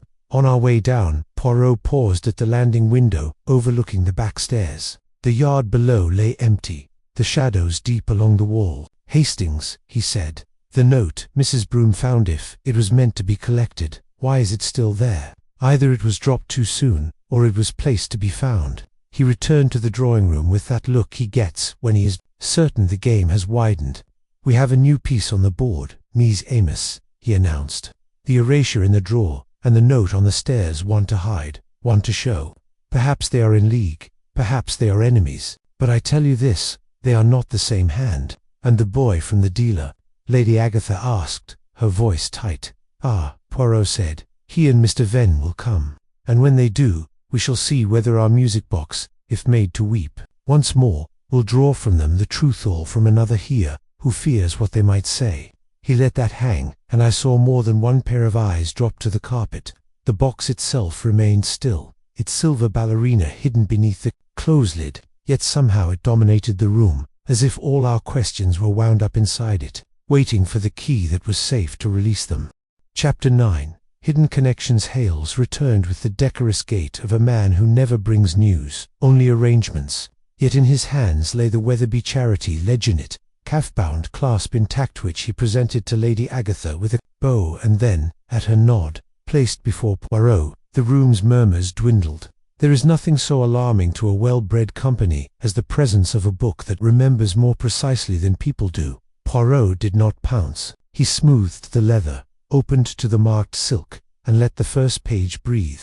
The entries were clairvoyants, upright hand, dates aligned like soldiers, figures crisp, the pound signs, identical as signatures. His forefinger walked down, a recent fortnight, pausing once over an ink that was a trifle browner than its neighbors. "Here," he said mildly, "a disbursement adjusted 5, or an S." I leaned closer. The line read, "October 3rd, Disparts Fund, £50. Only the 5 was odd. Its top curve had been retraced, as if a hand had hesitated, and then remembered the figure it ought to be. Lady Agatha peered. "That is the small artist's encouragement we allow Mrs. Hargreaves to apportion scholarship fees, travel for auditions, that sort of thing. Perfectly proper." "Perfectly," Poirot agreed, turning the page. "And the counter-signature mine," Mrs. Hargreaves said, unruffled. As always, Poirot's finger flicked 1, 2 pages back. "Curious. Then, that last quarter's artist's encouragement is not countersigned at all. See, madame, the space is blank." Mrs. Hargreaves's pause was the breadth of a pearl. "Clara must have overlooked it. I dare say she meant to bring the ledger to me." "Clara did not overlook," Poirot said softly. "She dots the I of incidental with the same care as she totals the pounds. When such a nature leaves a space empty, it is an emptiness on purpose." He turned another page. Here the names of beneficiaries appeared in a tight column. "To be discreet," DM voice coaching voucher, FA strings re-herring, CD rail to London audition. The amounts were small, the sort that hide under the skirts of encouragement. Delia's lashes flickered. Arkwright gave a little cough that could have been pride or embarrassment. Cecil Durant remained still, but her pupils dilated the smallest fraction. You observe, Hastings, Poirot murmured to me, how generosity binds as neatly as debt. These are kindnesses, yes, but a kindness that is recorded becomes an obligation. With a wax seal, Colonel Burford snorted. Damned if I see the crime in paying a soprano's train fare. Poirot closed the ledger gently. There is no crime. There is only the thing that follows. Mademoiselle Vane, who keeps the books, also keeps the keys. She is asked. His eyes moved to Lady Agatha to fetch a silver casket containing letters. She finds, perhaps, that one letter concerns the very encouragements. She records an old instruction, a condition, a name that must not be attached. She blots. She goes pale. She says, back where it belongs. Does she mean the key, or the letter? Mrs. Hargreaves' smile was serene. Mr. Poirot, you intrude imagination into figures. It is where they most dislike it, he returned, equally serene. Hales, who had been hovering, cleared his throat with the modesty of a man about to commit a social misdemeanor. If I may, Sir, Mr. Venn's account for the music box is also entered there. He indicated a slip of paper tucked at the back, a billhead from Venn and Son. Curios, clocks, mechanical novelties. The sum, £75. 75, Lady Agatha said, surprised. I thought it less. Ah, Poirot said, eyes kindling. And now we approach a little tune I have been humming. Madame Hargreaves, would you oblige me with your glove? It was so unexpected a request that even the Colonel was silenced. Mrs. Hargreaves lifted an eyebrow, but she obliged, drawing off the right glove with 2 fingers. Poirot received it with a small bow, brought it to his nose, and inhaled once. Violet, he said, returning it. Exquisite. Lady Agatha's. Lady Agatha was too weary to be piqued. Jasmine, she said, surrendering them without fuss. Jasmine, he confirmed. He turned, with a faint apology, to Delia. Mademoiselle. Delia coloured but complied. Bergamot, Poirot murmured, very delicate. He looked at Cecil Durand last. She laughed silently, as at a trick, and slipped loose a glove the colour of champagne. Nothing, Poirot said, bringing it close, or very nearly, a ghost of cologne I cannot name. This is interesting. Christie, who had borne this olfactory parade with as much patience as the law allows, said, interesting how? The ribbon we brushed upon the tray, Poirot replied. It carried bergamot, and brass, the scent of a glove recently perfumed, and a key recently handled. Therefore, someone whose glove is bergamot returned a key to the tray after Miss Vane said she had done so.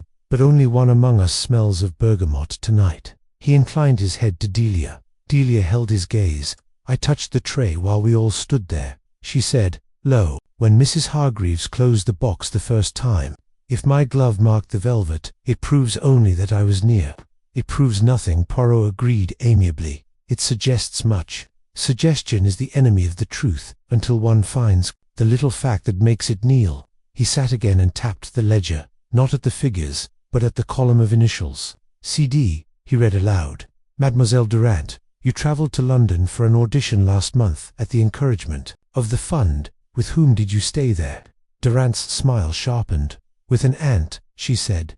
Name? Madame Durand, she answered, too quickly for truth. Poirot's head cocked. But your correspondence, your agent, he is in Manchester. I have seen the stamped addresses on the wrappers of your programmes in the hall table. Poor Hales must return to the post. His tone was apologetic, almost affectionate. The world of the theatre is small. I have friends who know names and the names behind them. Cecil Durand is a charming Nam de Donks. Your aunt, I think, signs her. Letters L.V. Laurentine Vanner, Vane. They are cousins, perhaps, or something closer. For the first time, Durand's composure cracked. A stage name is not a crime, she said, very soft. No, Poirot said, equally soft. It is a veil. Sometimes the veil hides shyness, sometimes it hides a debt. If your aunt is kin to Miss Vane, then your place on tonight's programme was not only artistic, it was familial. And if a little rail fare was charged to the charity on your behalf, Mademoiselle Vane might have wished to regularize the entry lest it seem a favour. Favor, he rolled the word like a string of beads it binds. As I said, who asked for the alteration to the program? Madame Hargreaves, who stood nearest the tray. Madame Hargreaves, who changed the duet order so that the second voice watched the first. Madame Hargreaves, but whose glove leaves the scent upon the velvet. Not Madame Hargreaves. He let the chain break there, deliberately. Christie bristled. You're making circuits round the point. Mr. Poirot, if Miss Moore's glove brushed the tray, it needn't mean she returned the key. Quite, Poirot said. But it means she handled it when it ought not to have been handled at all. Miss Moore, Delia, who asked you to look at the box at close quarters? Who invited you to admire the inlay? Who said, see how pretty the ballerina curls her hand? Delia's answer was immediate. Mrs. Hargreaves, she said. She wished to reassure Lady Agatha that the lid was safely shut. She bade me look, so I looked, and in looking Poirot went on. Your gloved hand rested upon the velvet here where, a little time later, the ribbon would lie when someone quietly put back a key. It is still a fiction, Mrs. Hargreaves said, perfectly courteous. Your little facts do not yet sing together. They will, Poirot said, and his tone, for the first time that night, was not courteous at all. When Mr. Venn arrives, he rose without warning, ledger under his arm, and moved to Lady Agatha. Madame, permit me, for 10 minutes. The loan of your boudoir, Hales will attend. I will not lift so much as a wafer of paper without you. If he meant to see the silver casket in her presence, Lady Agatha did not balk. Dignity can be brave when shame is tired. She stood, but before she could move a step, the French window stirred and Hales's silhouette filled the terrace. He came in swiftly, a breath of night at his shoulder. Mr. Venn, my lady, he announced, and the boy. They followed upon his heels. Venn himself thin, pale, with the earnest politeness of a man who does not quite believe in his right to bright rooms, and behind him a narrow-hipped youth with a cap in his hand and a mouth set as if to whistle, or to lie. The youth's glance flew about the company as a bird checks eaves for hawks. It darted to Sims's empty corner, registered the absence, and returned to its owner like a message, not yet safe. Inspector Kersey squared to them with visible relief at an object he could properly question. Venn, he said, good, we'll have your account of this music box, where it came from, who's had the handling, and why the bill is dearer than Lady Agatha recalls. Dearer, sir, Venn said, startled. 75 is the agreed, with delivery and the figure mended. Mended, Poirot repeated, velvet in the word. The ballerina's wrist, Venn explained, earnest and precise. It had a fracture from storage. We resorted the joint. My lad Ned helped me. He's careful with small work. For all he looks like a street. Ned flushed, then grinned, insolence and charm making a quick alliance in his face. The grin died when he noticed the matchbook on the tray. His eyes slid away. Poirot's gaze warmed, the way it does for strays. Bonsoir, Ned. We are very fond of careful boys. Tell me, when you set the box down this afternoon, who had the key last before it came to rest upon Mademoiselle Vane's ribbon? Ned rolled the cap in his hands. Mr. Venn, sir? Only he swallowed. Only the lady with the pearls said not to leave it in. She took it, told me I'd scratch the stem. Every face turned as one to Mrs. Hargreaves. She did not flinch. I was present. I spared the mechanism, the clumsiness of apprentices. Ask Hales. Hales inclined his head. Madame stood near. She took the key. She passed it to Miss Vane. That is the sequence. Bon, said Poirot very softly. So the key begins its day in Madame Hargreaves's hand, and ends it upon Miss Vane's ribbon. Before dinner, all is neat. After dinner, it becomes safe. He let the words sit like a coin upon the tray. And between those two moments, a letter is asked for, a program is altered, a figure in a ledger grows uneasy, a glove perfumes a ribbon, and a girl dies on a floor that smells of smoke. He turned from Venn to the youth. Ned, you know Sims? Ned's mouth set. From the yard. He's decent. You brought him a cigarette once, perhaps, on the back stairs. You left a note there tonight. It is done. Destroy what remains. The key is safe, but you are not the hand that wrote it. You would not waste paper so fine. Ned stared. I can't write like that. No, Poirot said. You can write like a boy. This hand writes like a woman who wishes to be a man, quick, angular, as if to stab the page. I think we shall find in this house 2 L's who are kin, and 1 L who is not Laurentine Van or Lawrence Vane, and a lady whose name begins with the same. hidden, untidy connections. We will tidy them. But first, he glanced to Lady Agatha. If you please. She drew herself up and, without a word, led the way to the boudoir. Poirot followed with Hales, carrying the ledger like a priest with a missile. Behind us, the music box, silent still, seemed almost to thrum, as if some small engine within were straining at a chord. We are very near. Hastings, Poirot murmured, just before the door closed. There is a trifle that will set all to rights. It is so little, so ridiculous that I am ashamed I did not see it at once. What trifle? I asked. He smiled. A dancer's wrist and a child's cry. Chapter 10. Poirot's secret clue. Lady Agatha's boudoir was a smaller, more personal room than the formal drawing-room downstairs. Its walls were a pale silken green. A writing table stood beneath the window, the polished surface gleaming, even in lamplight. Upon it, 3 objects drew the eye. A silver-framed miniature of a man in uniform, a crystal vase with a single white rose, and the casket. It was a beautiful thing of L, chased with acanthus leaves, the kind of work that looked as though it belonged on an altar. A keyhole, no larger than a pinhead, gleamed on its front. Lady Agatha's hands were steady as she drew from her pocket the small, ornate key and passed it to Poirot. You will see, she said, with a composure I half suspected she had borrowed from Mrs. Hargreaves, that there is nothing here to interest you. Poirot inclined his head in thanks, but before he inserted the key, he examined it as a jeweler might. His thumbnail traced the tiny notches. Interesting, he murmured, that the cut here is so very like the cut of the key to the music box. Not identical, but close enough that the untrained eye. He left the sentence unfinished, glancing up at Lady Agatha. You understand, madame, why this might matter. Her expression did not alter. Perhaps, she said. He unlocked the casket and opened it. The lid rose on a smooth hinge, revealing neatly stacked letters tied with ribbon, a handful of calling cards, and at the bottom, a folded scrap of newspaper. Lady Agatha gestured. The letters are old correspondence.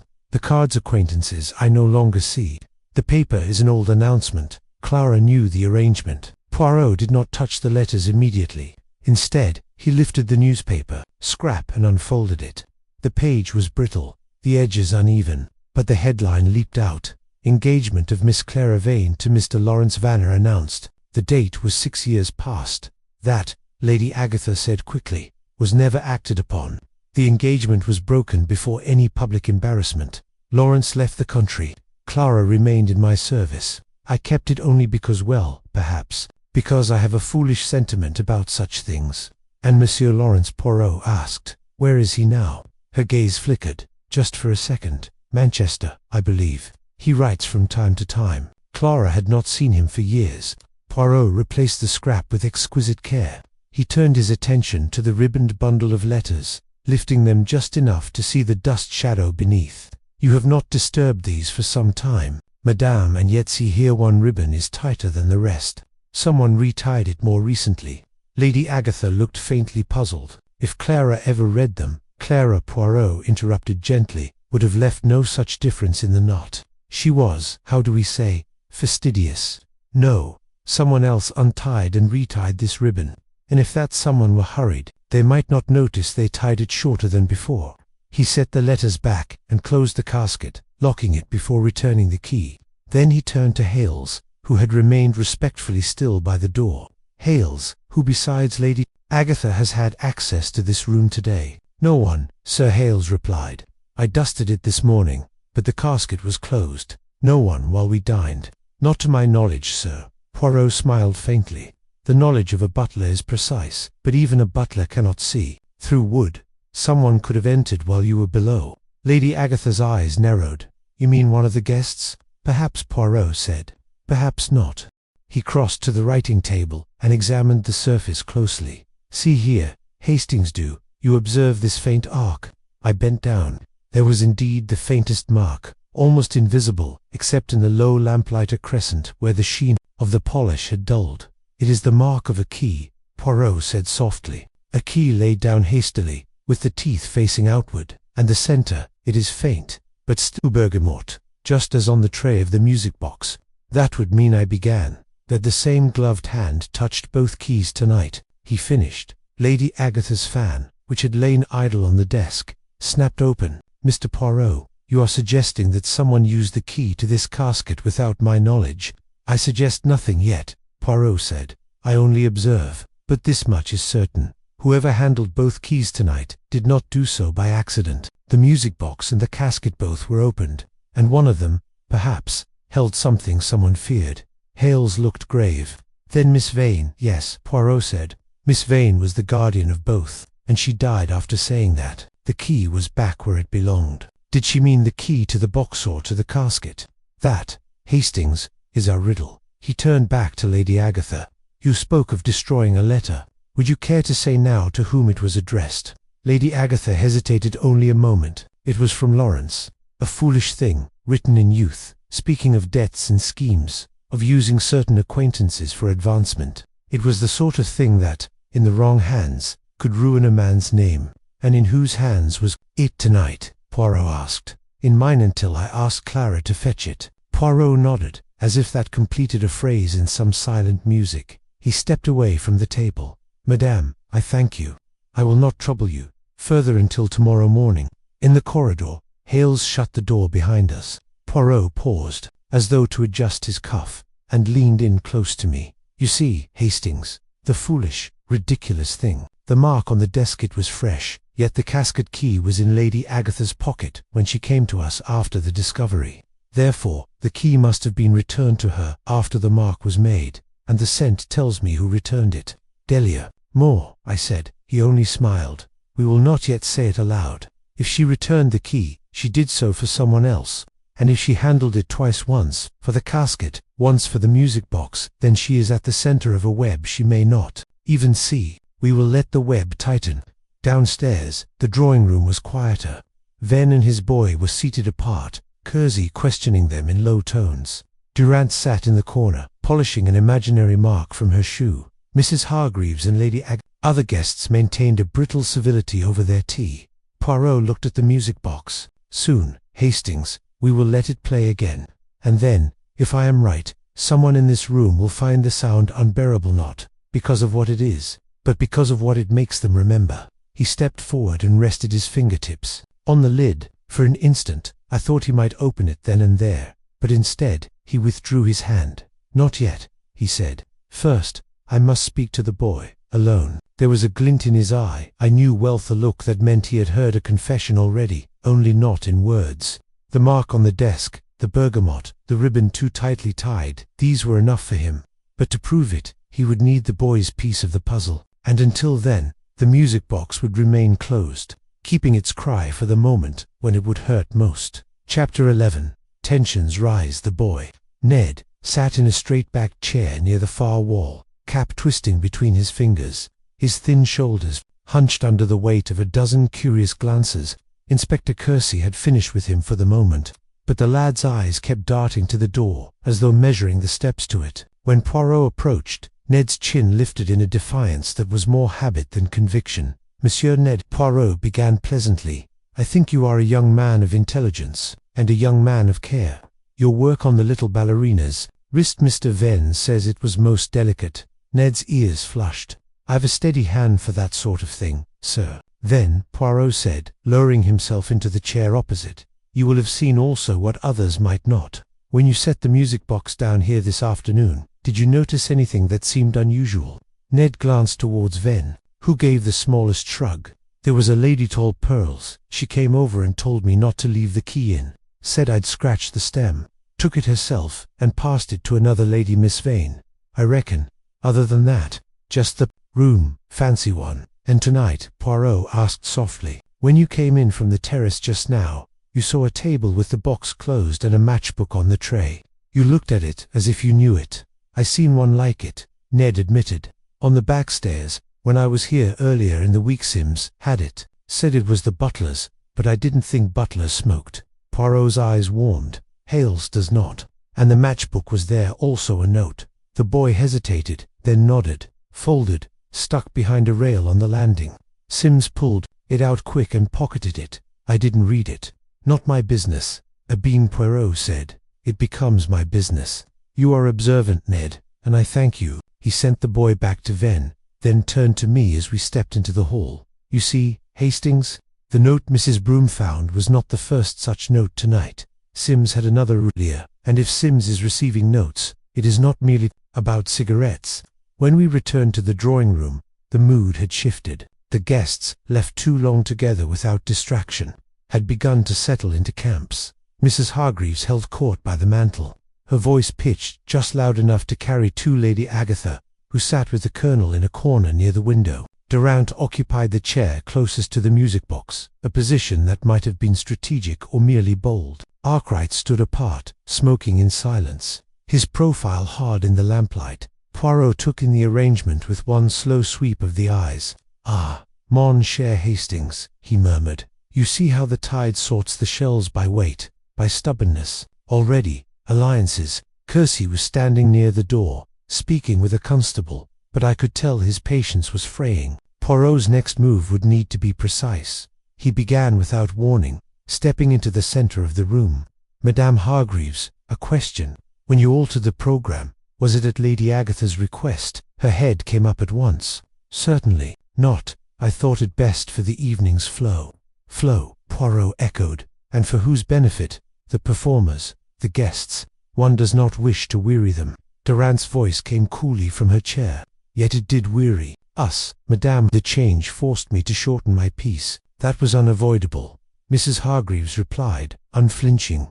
"And the key?" Poirot's voice was mild, but it cut through the room. "Did you also think it best for the evening's flow to keep the key in your possession until just before dinner?" Mrs. Hargreaves's gaze did not waver. "I returned it to Miss Vane in good time. Hales saw me do it." "Indeed," Poirot said. "And you, Mademoiselle Durant, when you curtsied to the music box, you brushed the table. Did you also brush the key?" Her dark eyes met his. "I touched nothing but the table. If a sequin fell there, it was by chance." "Chance is the enemy of order," Poirot said lightly. "And tonight, chance has been busy as sequin, ribbon, key, note. Too busy. I begin to think chance has been given instructions." A faint ripple moved through the company. The Colonel shifted uncomfortably. Arkwright dropped ash without noticing, and Lady Agatha's fan trembled once before steadying. Poirot let the silence swell, then turned to Christie. "Inspector, it is time for the next act. We will let the music play again." Lady Agatha's lips parted, but she said nothing. Poirot crossed to the box, took from his pocket the small ornate key restored to him by Lady Agatha for the purpose and inserted it with ceremony. He wound it slowly, the faint click of the mechanism loud in the stillness. Then he released the catch. The waltz began, sweet and high, the ballerina turning with her silver arms curved. Beneath the melody, faint as breath, came the sound I remembered, a hitching, sob-like undertone, as though the box carried some sorrow in its brass teeth. Poirot did not look at the box. He looked at the people. Lady Agatha's gaze was fixed. On her lap, Mrs. Hargreaves watched Poirot himself, as though daring him to find what he sought. The Colonel blinked in vague discomfort. Arkwright's jaw tightened, his cigarette trembled. Durant sat utterly still until the second verse began. Then, very slightly, her hand moved to her wrist, fingers brushing it, as though something were missing there. Poirot's eyes caught the movement. "Merci, mademoiselle," he said quietly, and closed the lid. The silence after seemed to echo more than the music had. Christie looked baffled. "Well, did you get what you wanted?" Poirot smiled faintly. "Yes, we will speak of it presently. But for now let the company be aware. I have seen what I needed to see, and I advise those who have forgotten their part in this little concert to remember it quickly." As the tension thickened, Mrs. Hargreaves rose. "Mr. Poirot, if you mean to accuse, then do so. I will not have these insinuations hang in the air like smoke." "I do not accuse," Poirot said, "until I am certain. But smoke, madame, is the mark of fire, and we have smelt it in the east corridor. We have found it in the grate of Miss Vane's room, and we have smelt it tonight in the fear that burns when truth is near." Durant's eyes flicked away, towards the door, just for a heartbeat. Poirot saw. He smiled without warmth. "The tide, Hastings," he murmured to me, as we stepped aside, "is about to turn. And when it does, some of our shells will find themselves stranded very far from where they began." Chapter 12. The confrontation. Poirot did not announce that he would confront anyone. He never does. He merely adjusted the chairs again by inches, asked for a fresh pot of tea which no one touched, and asked Hales to bring 2 small objects from upstairs, if you please. The casket key I have just returned to Lady Agatha, and the winding key of the music box. When Hales came back, Poirot wrapped each key separately in identical squares of folded blotting paper, and set them, side by side, upon the velvet of the tray. Ms. Amos, he said lightly, we have had much talk of keys, and yet so little music from our tongues. Let us, for a change, make an experiment about touch, about habit. His glance moved with apparent carelessness to Delia Moore. Mademoiselle, would you oblige me? Only this. Lift each paper, and without looking tell me which key lies beneath. A hush fell like dust. Delia's color rose.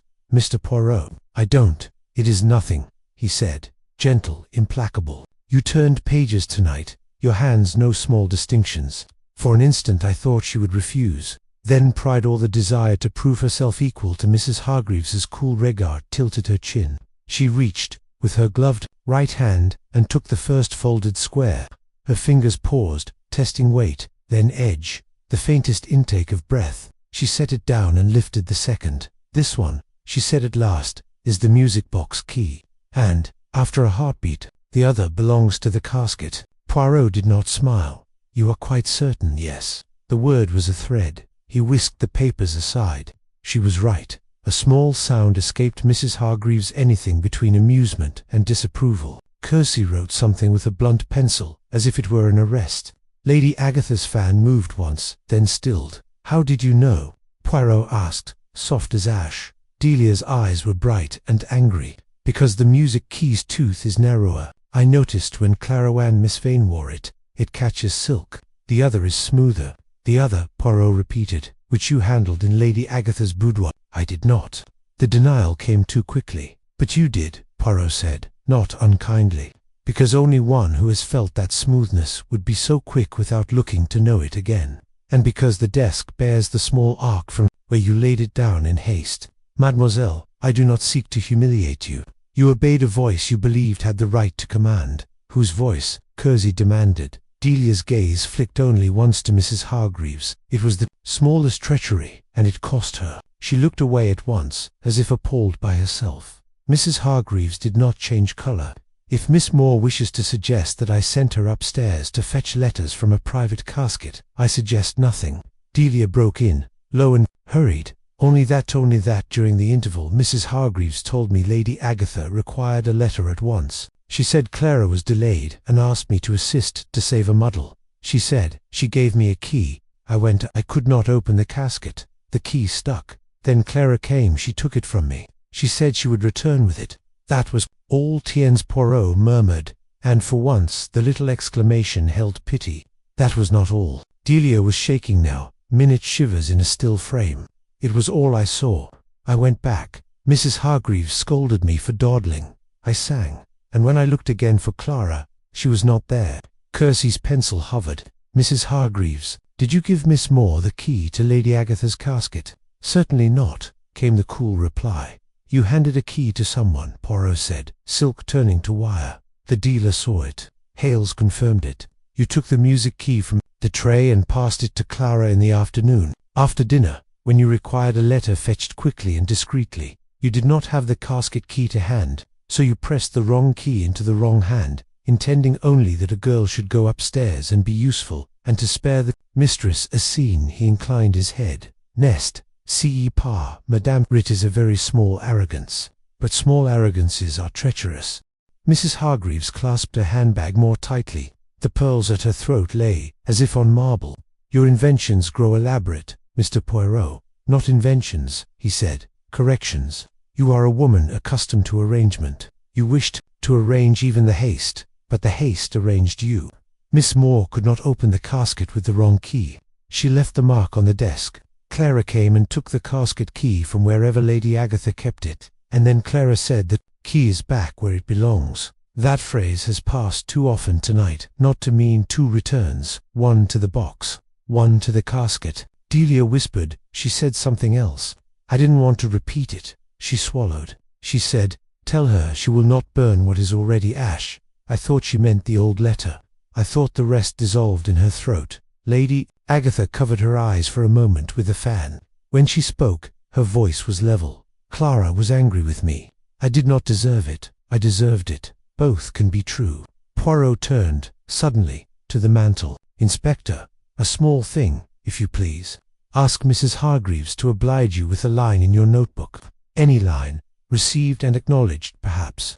Kersey looked dubious, but handed over the book. Mrs. Hargreaves wrote 3 precise words, each stabbed full stop, dark as a fly. Poirot took the book, considered the script, and nodded once. You see it, Hastings.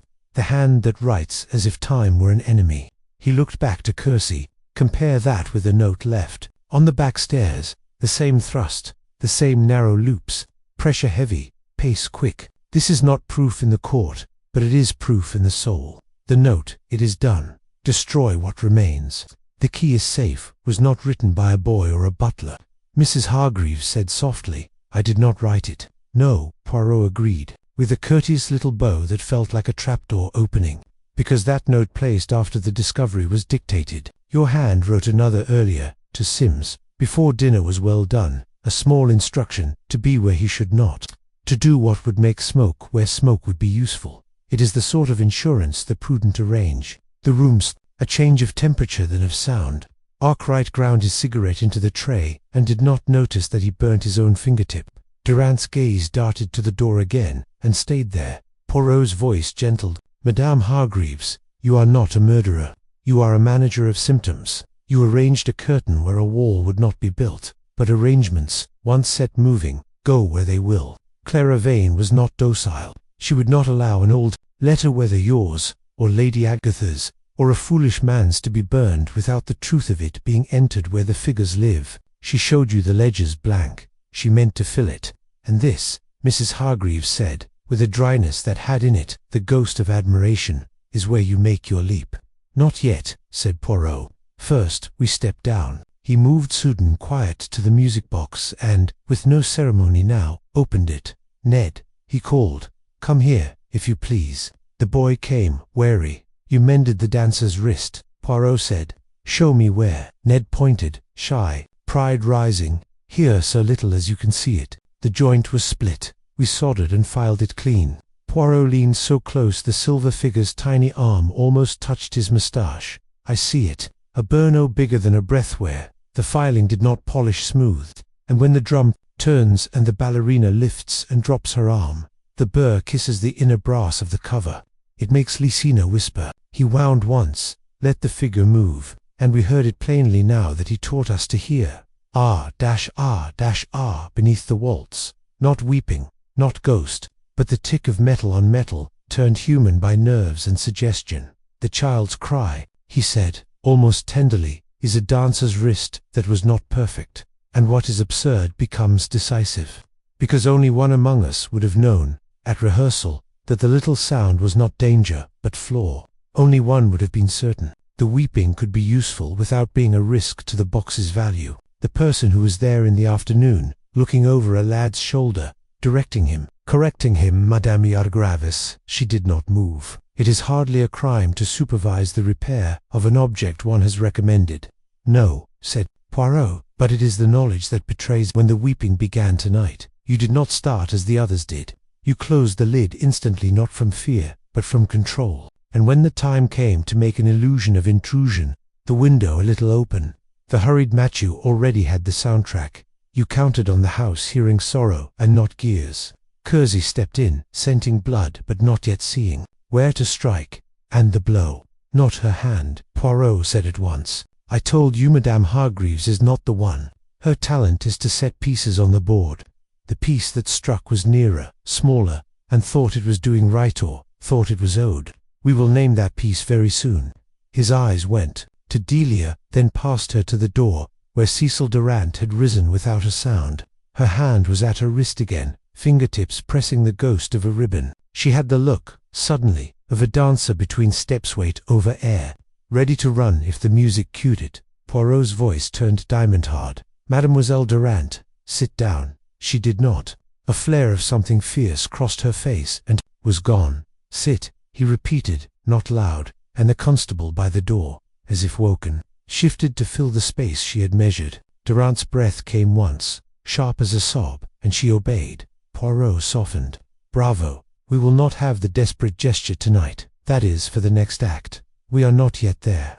He looked back to Mrs. Hargreaves. One last question. Madame Anena says, when you sent a message to the back stairs, what were your words? She hesitated. For the first time, a film passed over the surface of her composure. I told Sims to be attentive, she said, to see that the east corridor window was not stuck there. Has been trouble with it and too. She stopped. Poirot nodded, even kindly. To strike a match if he smelt smoke, which is to say, to make smoke if none was there. Thank you. Kersey exhaled through his teeth. We'll keep Sims under watch, and we'll have Mrs. Hargreaves remain as well, as we all shall, Poirot said.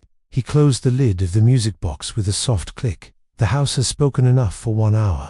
Tomorrow morning it will speak more clearly. Between now and then, Inspector, see that no one writes any more notes and that the caskets, all of them, remain shut.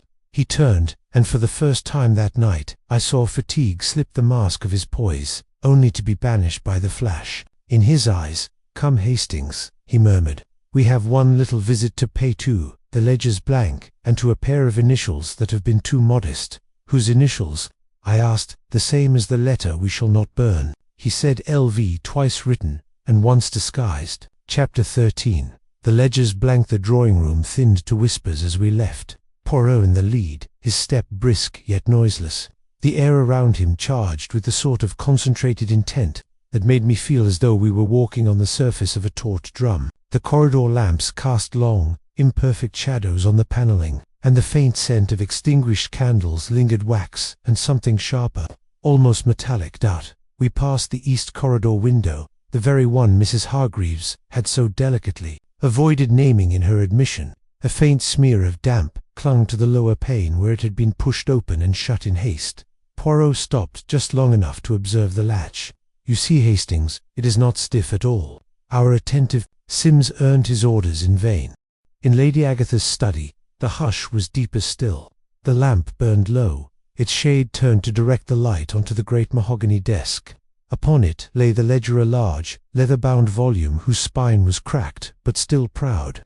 Poirot approached it as though greeting an adversary in a duel. He placed his fingertips on the cover, not to open it yet, but to feel the faint impressions left on the leather, as if the weight of what was written or unwritten had pressed into the skin. "You will note," he said quietly, "that Lady Agatha referred to the blank with a particular weight. It is not the absence of record, it is the absence where a record should be. The space is deliberate."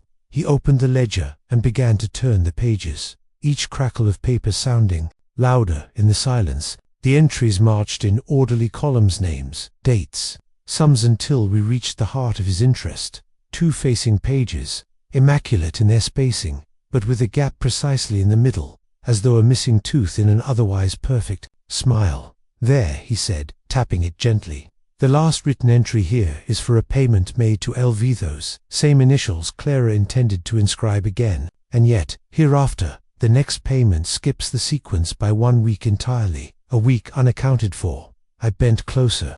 "But surely that could be a simple omission." Poirot gave me a look of deep pity, as if I'd suggested that the sun had perhaps forgotten to rise. "Hastings, in a book kept with such precision, an omission is a shout, not a silence. One does not forget here. One removes." He leaned back, steepling his fingers.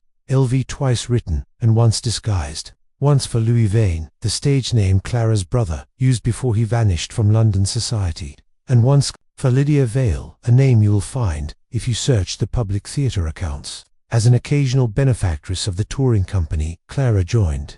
"But those are 2 different people," I objected. "Nan," Poirot said, almost gently. "They are one and the same.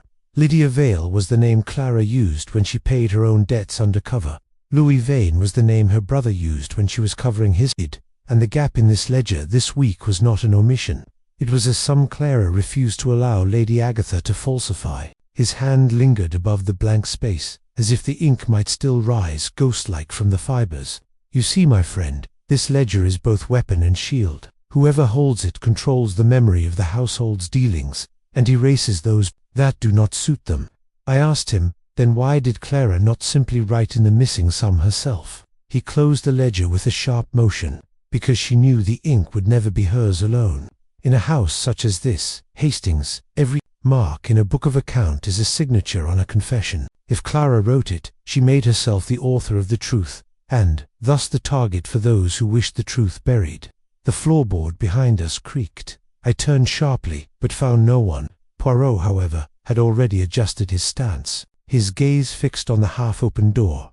"Mademoiselle Durand," he said without raising his voice, "will you join us? It is as well you hear this here, rather than through the imperfect channels of gossip." Durand stepped in with the feline grace she always carried, though her face was taut now, her eyes glancing to the ledger before meeting Poirot's. "You think I care about old debts?" she asked, her tone an unconvincing blend of disdain and apprehension. Poirot smiled faintly. "I think you care very much about who owes what to whom. And I think Clara trusted you until she realized that trust is the rarest coin in this house." Her lips tightened. "She told me only that the ledger was her safeguard, that without it she had nothing." "Exactement," Poirot replied, "and without her, the ledger's blank becomes only paper, but with her gone." He let the thought trail off, a baited hook in still water. Durand stepped closer to the desk. "If you think I took it from her, I think," Poirot cut in, "that you were close enough to see her open it, that you knew the gap was not error but intention, and that you also knew whose name it would have exposed had she written it." Durand's breath quickened almost imperceptibly. "And whose name is that?" Poirot's eyes softened, almost kindly. "That, mademoiselle, is for the morning. Tonight, I give you the opportunity to think about what you wish to say before the name is written, not by Clara's hand, but by mine." For a moment, she seemed to consider defiance. Then she turned on her heel and left without another word, her steps swift and silent. I exhaled. "Poirot, you're letting her walk away."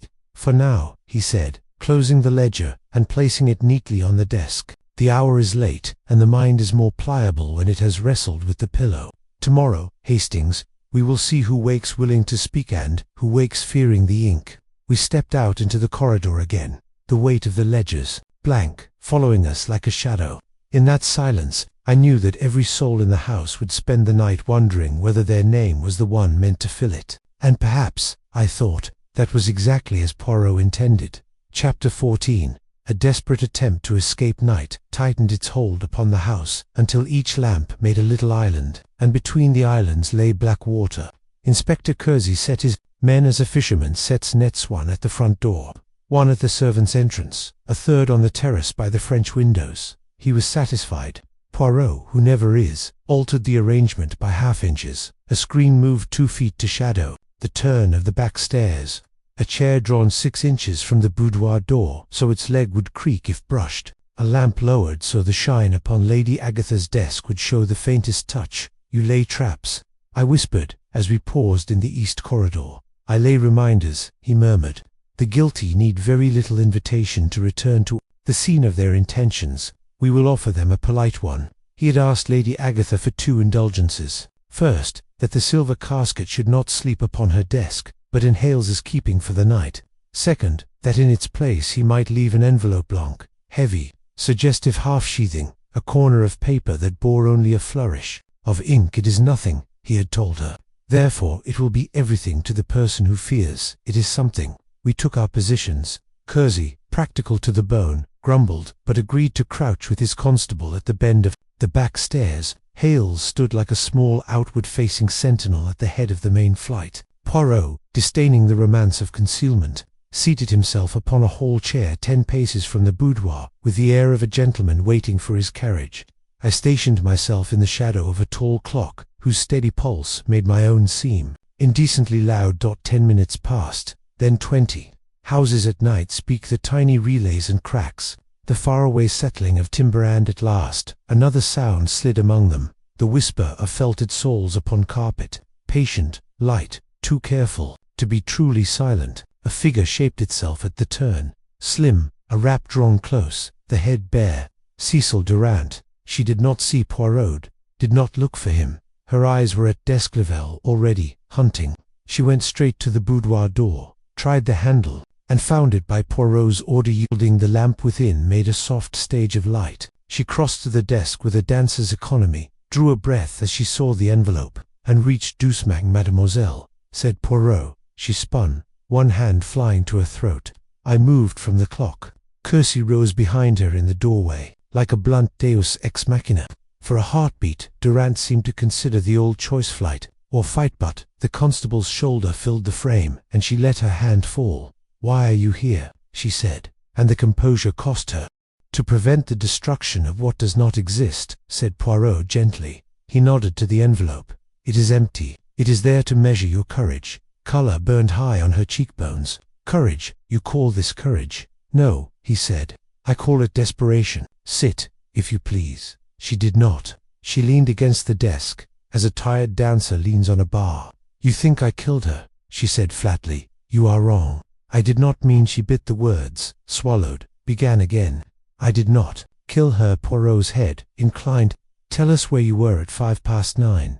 "In the corridor. I had gone for water." The lie was small and hopeless. Even a constable could hear it limping. She pushed on. Clara was there. She had the key. She said things she should not have said.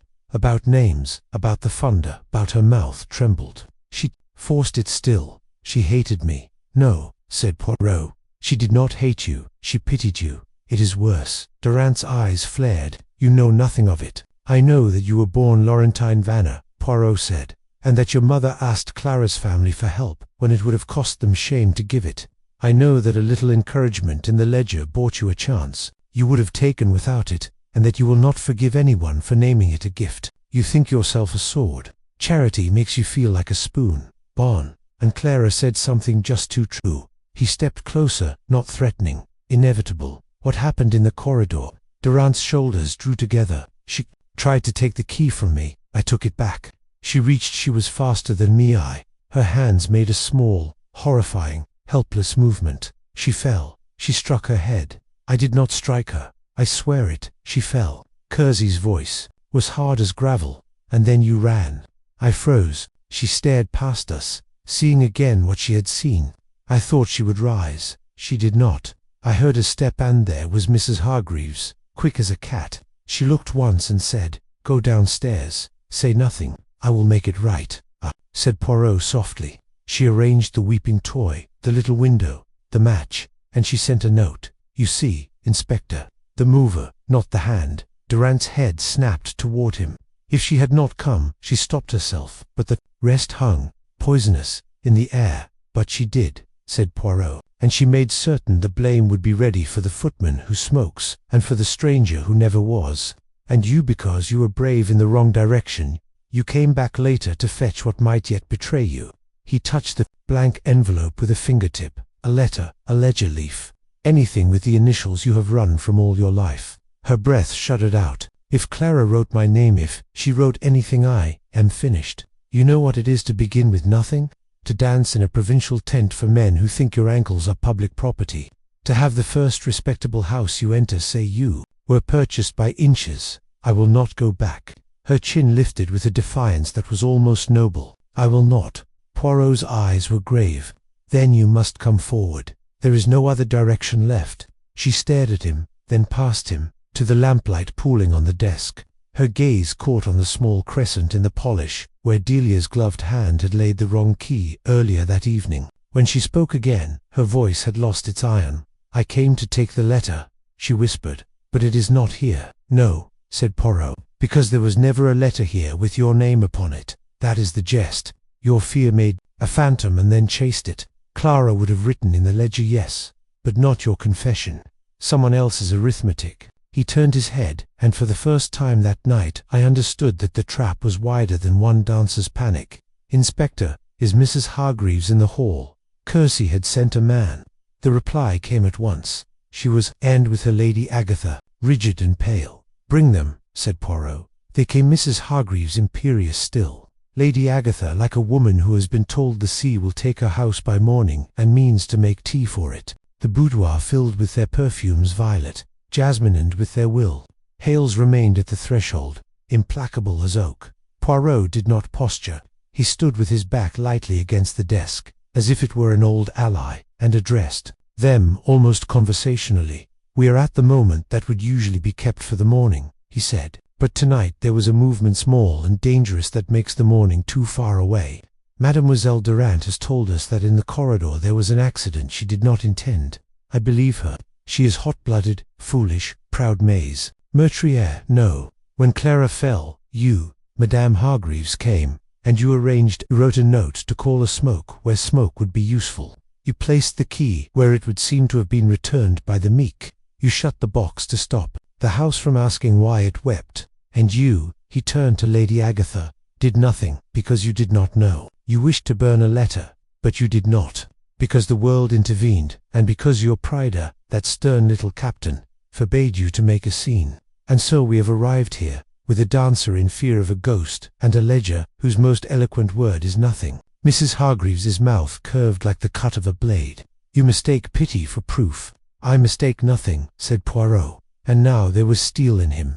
I know whose name would have filled the blank, or, rather, whose hand would have been shown as filling it. It is not the initials LVU dread, madame. It is the shape of the figures beside them, 50 becoming 5. A retraced curve, a countersignature absent when it should be present, the hand that pressed Delia into. The second voice pressed also upon the sum, and pressed too hard. Clara would not let the ledger say what her eyes knew was not true. Hargreaves's stillness was immense. You dare? Yes, said Poirot simply. Because the bravado that can move a program can also move a decimal. And when one has moved the decimal once, one requires a little smoke on a bad night to hide the way to the window. Kersey grunted. The sound a man makes when an answer lands where his instincts had pointed all along, and he resents the necessity of genius. You'll answer for those books, Mrs. Hargreaves, by God, you will. Lady Agatha turned to her friend, with a look that was not yet accusation and no longer trust. Constance. Mrs. Hargreaves did not reply to her. She addressed Poirot, voice even. You have not solved your pretty toy, Mr. Poirot, who struck the blow. Fate, said Poirot, so gently that for a heartbeat no one breathed. Fate, in the shape of a dressing-table corner and 2 young women who each believed she alone knew what she was owed. He glanced at Durant. Mademoiselle, you will give the inspector your statement, and you will not attempt again to leave by the back stairs. There is no back stairs out of her conscience. Durant's eyes filled with tears that had no theatre in them. She lowered her head. I will not run. Poirot nodded once, as to a pupil who has learned a difficult step. Then he turned to Kersey. There will be arrests for what belongs to the Crown, the falsified accounts, the notes that sought to mislead, the conspiracy to stage an intrusion, for the death manslaughter at most, and perhaps not even that, if the angle of the wound, and the doctor's independent judgment, are kind. But understand, Inspector, the heart of this crime was not the fall. It was the arrangement meant to make the fall useful. Kersey set his jaw. I understand. Poirot straightened a cuff, the gesture slight and ceremonial, like the final touch to a knot. Bon, then we will all sleep a little. The last piecelet to Petit Morceus in place. In the morning, when the sun makes the dust honest, we will gather everyone, and I will speak the whole sequence, from the first note of the waltz to the last. He looked, for a moment, very tired. Then his eyes brightened again, as if with a private amusement. Hastings, he murmured as we stepped back into the corridor.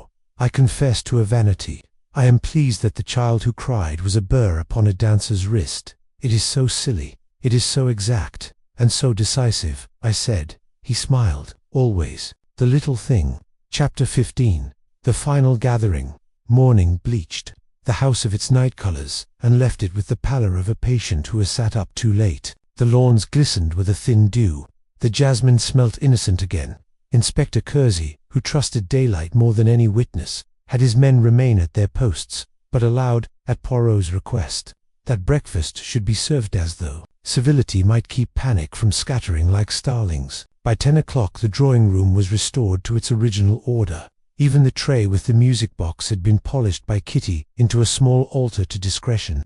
Upon the velvet, side by side, lay the 2 keys in their folded papers, like twins, awaiting baptism. Poirot did not hurry his entrance. He sent Hales ahead with a message that all were to attend guests, staff, Mr. Venn and the boy. When at last he appeared, immaculate, in a dark morning coat, with a tie as precise as a theorem, the room lifted its collective chin. We had been in the anteroom. Now the performance would begin. He took the central space without striding. That is his genius, to govern by occupying exactly as much air as the truth requires. Miss Amos, he said, with a small bow, We will make the recapitulation. It is a tidy word. Let us have a tidy morning. Lady Agatha sat on the burgher, paler than the silk.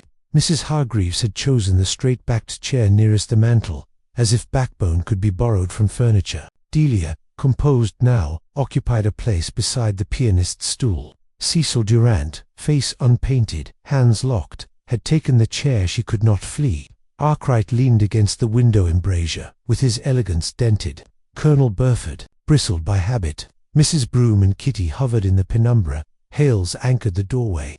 Mr. Venn and Ned stood together, awkward and attentive. Kersey loomed with notebook in hand, though I doubted he would need to consult it. The music box waited, its lid closed, the ballerina patient within. Poirot began not with accusation, but with a story whose opening every face in the room knew. Yesterday, he said, a pretty toy arrived, a luxury that carried with it the little pride of ownership and the little cares of handling.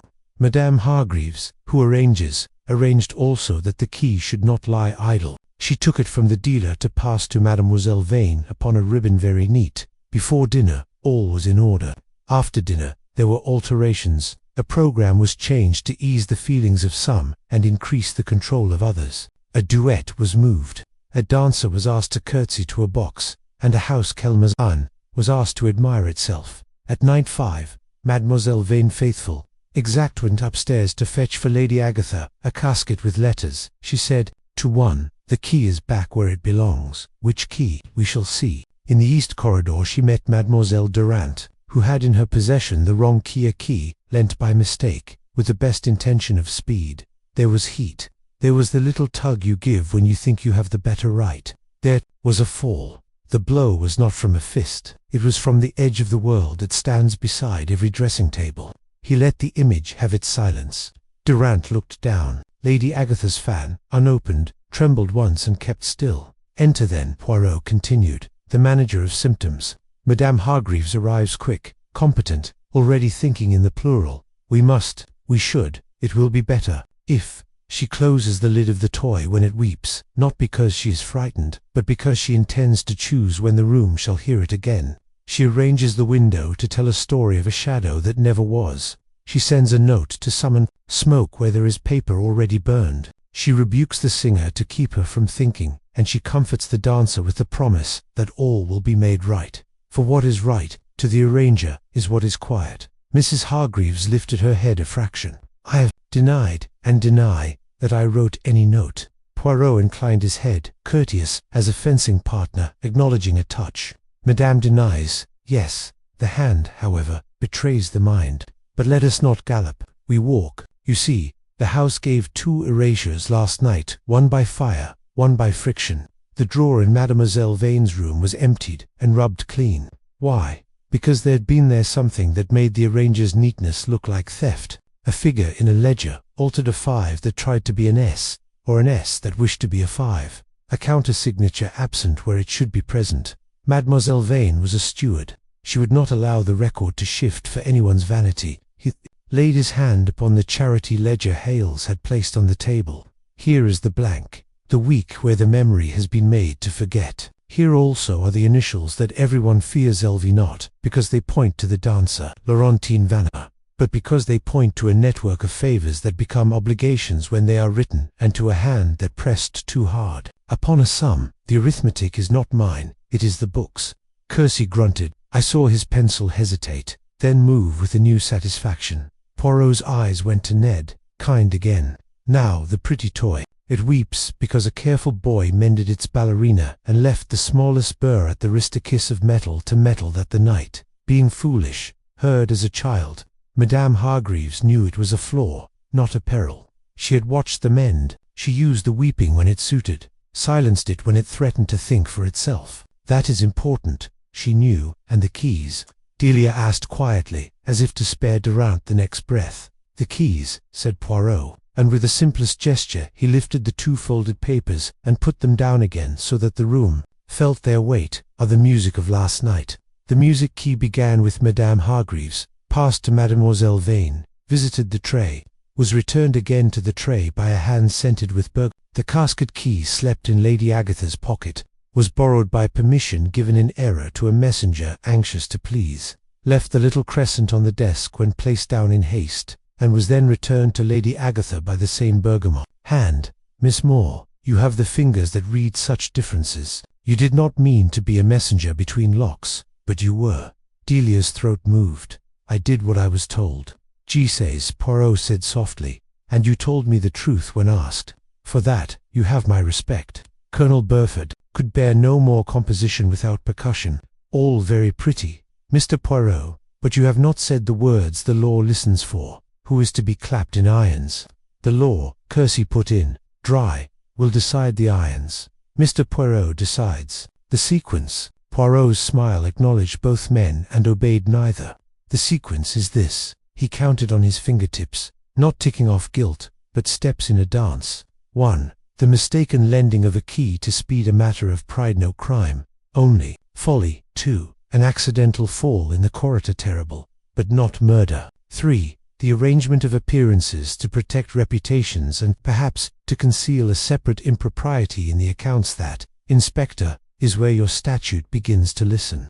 4. The return, by night, to erase what could still speak, rubbed, note placed, steps retraced. 5. The attempt this morning to fetch a phantom letter that never existed, because fear does not read the paper, it reads its own reflection. He let his hand fall and, for a moment, said nothing. The room listened as one body. Now, he said, and the word drew everyone forward a degree. We fixed the small places. Monsieur Arcrature left hand made you our easy villain for 1 minute last night. Dismiss the minute. You are not. Our man Hales your matches made you our accomplice. You are not. You warned. You did not scheme. Sims your smoking made you our conjurer. You will answer for your foolishness and for obeying a note like a moth obeys a candle. But you did not kill. Mr. Vignour charges none. Your burr is a blessing to reason. Mademoiselle Morieux returned what you never should have touched, and so told me who had touched both. Lady Agatha, fault is pride in a letter not burned, which is sometimes a mercy. Madame Argravis. He turned at last, not cruelly, but without softening. Your fault is arranging life to look like virtue when it is convenience. You altered a sum because you believed you were entitled to move decimals as you moved chairs. You wrote notes because you believed order need not answer to truth. For the rest, the inspector will speak with you. Mrs. Hargreaves did not blench, and the dancer, Mademoiselle Durant, he said, and now the gentleness returned. You will tell the inspector what happened with the key, and with the fall. He will weigh the angle of the wound, and the doctor's finding that the blow is consistent with accident. You will not run. The only running left to you is towards the truth. Durant's lips parted. The denial habitual practiced rose, and astonishingly, died unspoken. I will tell him, she said. Poirot nodded once, as if a line in a score had at last been played cleanly. Lady Agatha lifted her fan and then set it down again. Mr. Poirot, she said, her voice steady because her upbringing could do nothing else. You have told us how the night was made. Tell me why, Clara said. You will not burn what is already ash. Because, said Poirot, the letter you feared is dead. Its power lived only in your fear. What Clara wished to write was not a romance's foolishness, but a figure's honesty, so that no one could use the romance to demand more figures later. She meant to free you, madame, and to bind another who had presumed upon your friendship. She died before she could. That is the pity that will not erase.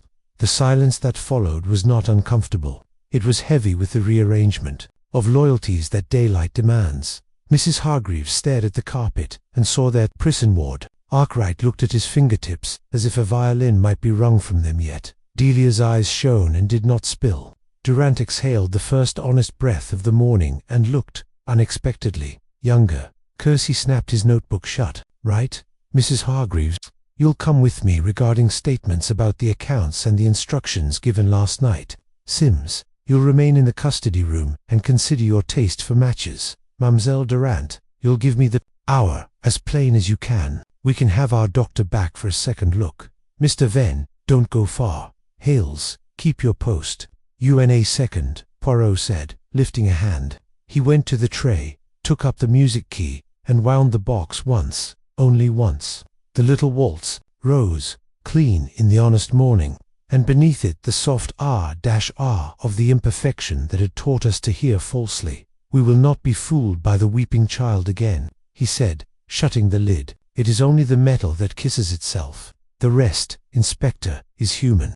He bowed to Lady Agatha with an old-fashioned grace that made me unreasonably proud of him, and to the room as a whole with a smaller courtesy one does not bow long to an audience one has unmasked. Then he took my arm. "Come, Hastings," he murmured as we stepped into the brighter hall. "We have earned coffee." After that pater one very small epilogue, "There is a matter of 2 initials I would prefer to write myself, so that no one may move them again."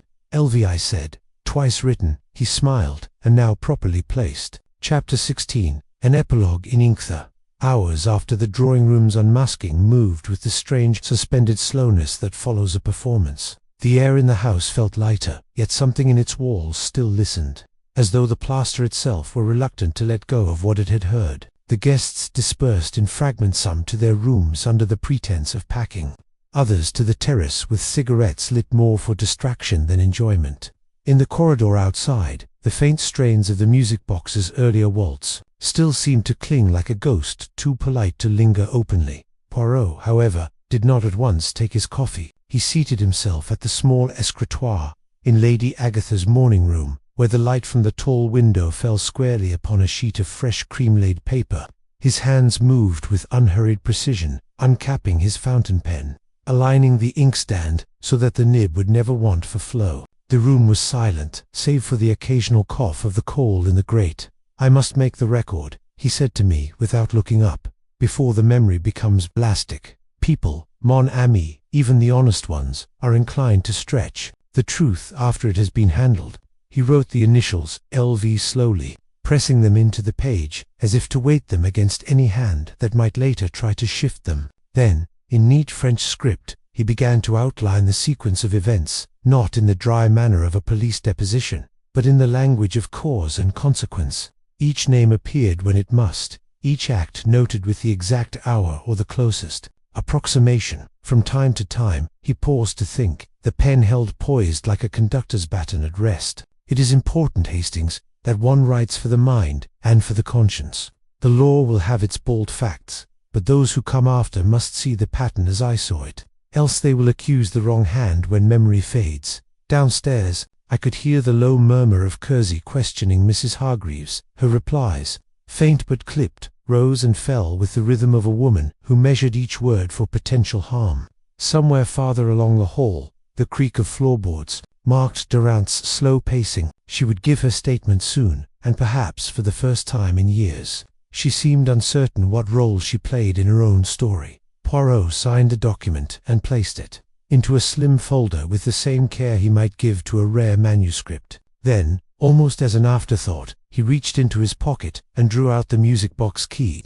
He laid it atop the folder, its folded paper wrapping slightly frayed from much handling. "This," he said, "is not evidence for the police, it is evidence for the heart. One day, Lady Agatha may wish to wind it without fear. When that day comes, she will find the imperfection still there, faithful, harmless, honest in its small flaw. Com, nous, tous, Hastings." We found Lady Agatha in the conservatory, standing among the lilies with a composure that looked brittle, if one knew where to look. She received the folder with a slight nod, her gloved hands not lingering over it. "I suppose this makes the matter final," she said. "It makes it accurate," Madame Poirot replied. "Final is a word for the inspector. Accuracy is my realm." The faintest line softened her expression, though whether it was gratitude or exhaustion I could not tell. She turned the key over in her palm once, before closing her fingers around it. In the hours that followed, the house began its slow return to a semblance of ordinary life. Trunks were brought down, carriage arrangements made, tea served in the smaller salon rather than the great hall. Yet, every so often, I caught some trace of the night past, the quick turning away of eyes when two people met in a doorway, the sudden quiet when a servant entered a room, the cautious way Mrs. Hargreaves now avoided touching anything not her own. By evening, the sunset cast long amber shadows through the French windows, and the once bright chatter of guests had mellowed to a subdued murmur. Poirot, at last, accepted his coffee, sipping it with the air of a man who had put his affairs in precise order. "Hastings," he said, glancing toward the closed music box, now resting on a side table, "do you know what most people forget?" I shook my head. They forget that truth is not only to be found, it must be preserved. A key, a figure in a ledger, a shadow in a corridor. These are nothing if they are allowed to fade or be altered. That is why I write. That is why, even when the law has had its word, I leave a small record so that the melody will always play as it was meant to. His eyes went once more to the folder in Lady Agatha's possession, and for a moment I thought I saw in him not the detective, but the custodian of a far more delicate thing, the integrity of a memory. And as the last light withdrew from the conservatory's glass, I understood that the case was closed in every way that mattered except in the minds of those who had lived it. There, it would replay, note for note, until time itself wore thin. Chapter 17. Outcome and justice. Justice, when it comes, seldom strides. It arranges itself, like a formal garden, in paths one does not at first notice. By the next morning the house possessed the whispering stillness of a church after a wedding, flowers intact, chairs straightened, everyone speaking an inch lower than usual because something solemn had been said, even if not all could agree what it was. Inspector Kersey moved with the grave competence of a man who has already written the headings of his report. Dr. Pembroke was summoned again, this time with less starch in his moustache and more humility in his tone. He examined the wound in the presence of Lady Agatha and, at Kersey's request, in mine and Poirot's as well. Angles consistent with a fall, he admitted, tapping delicately at the temple where the bruise flared. Edge, height, and the lack of defensive marxiest, instantaneous or nearly. You may write misadventure in your notebooks and not be accused of romance. Kersey did not smile, but something eased along his jaw. That accords, he said. We'll send for the coroner. Poirot inclined his head a fraction, as though a violin had struck the expected note. There remains only the human arrangement, he said, which is the more difficult music. The arrangements began at once. Sims, the footman who yearned to be a conjurer with matches, was kept under watch while Kersey took down the truth of the backstairs note. Sims confessed to receiving one instruction earlier in the evening: be near the east corridor, see that the window opens, be attentive, and to panicking later when Mrs. Broom discovered the second note before he did. He owned to the habit of smoking where he ought not, and to boasting to the dealer's boy in the yard. He did not, could not, place himself in Miss Vane's room. Kersey, whose patience is longest with foolishness and shortest with calculation, scribbled admonish on his pad, and I judged that would be the sum of it. Dismissal from Lady Agatha, service, perhaps, but not irons. Mr. Venn and Ned stayed for the inquest. There was talk, whispered and then spoken, of the music box's fault and whether it might be repaired. Ned, crimson with shyness and pride, said he could smooth the burr in 5 minutes with a proper file. Lady Agatha surprised us all. No, she said, clear and gentle, it shall remain as it is. Let the child cry. We are none the worse for being reminded. Delia Moore, who had slept not at all, gave her statement without flourish. She confirmed what she had told Poirot. The wrong key pressed into her hand in error. Her own fumbled attempt to use it. Clara's arrival, the transfer, the message, carried back to Mrs. Hargreaves, the later moment when Delia, at that lady's urging, reassured the room by admiring the music box from close quarters. I see now that I was used, she said, and did not spare herself. I also see that I liked being used by a person of authority, because it made me feel important. Neither is to my credit. Poirot's eyes softened. Authority, when it hears itself thus named, sometimes takes a step back. Cecil Durrant's account came last. There was no theatre in it. She spoke of the corridor and the tug and the sudden, sickening change in the weight of a body that is no longer resisting.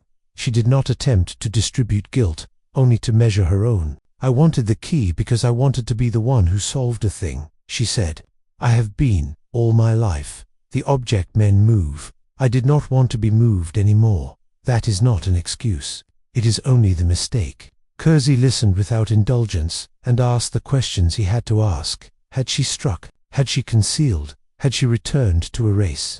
No, no, and Yesai came to take a phantom, she admitted, and folded her hands as if to bind them herself. I'll put manslaughter to the coroner, Kersey told Poirot afterwards in the hall. But you know as well as I do what the word will do to this. He glanced toward the drawing-room, where Lady Agatha sat as erect as a saint above reproach, and whether a jury will see accident where scandal wants murder.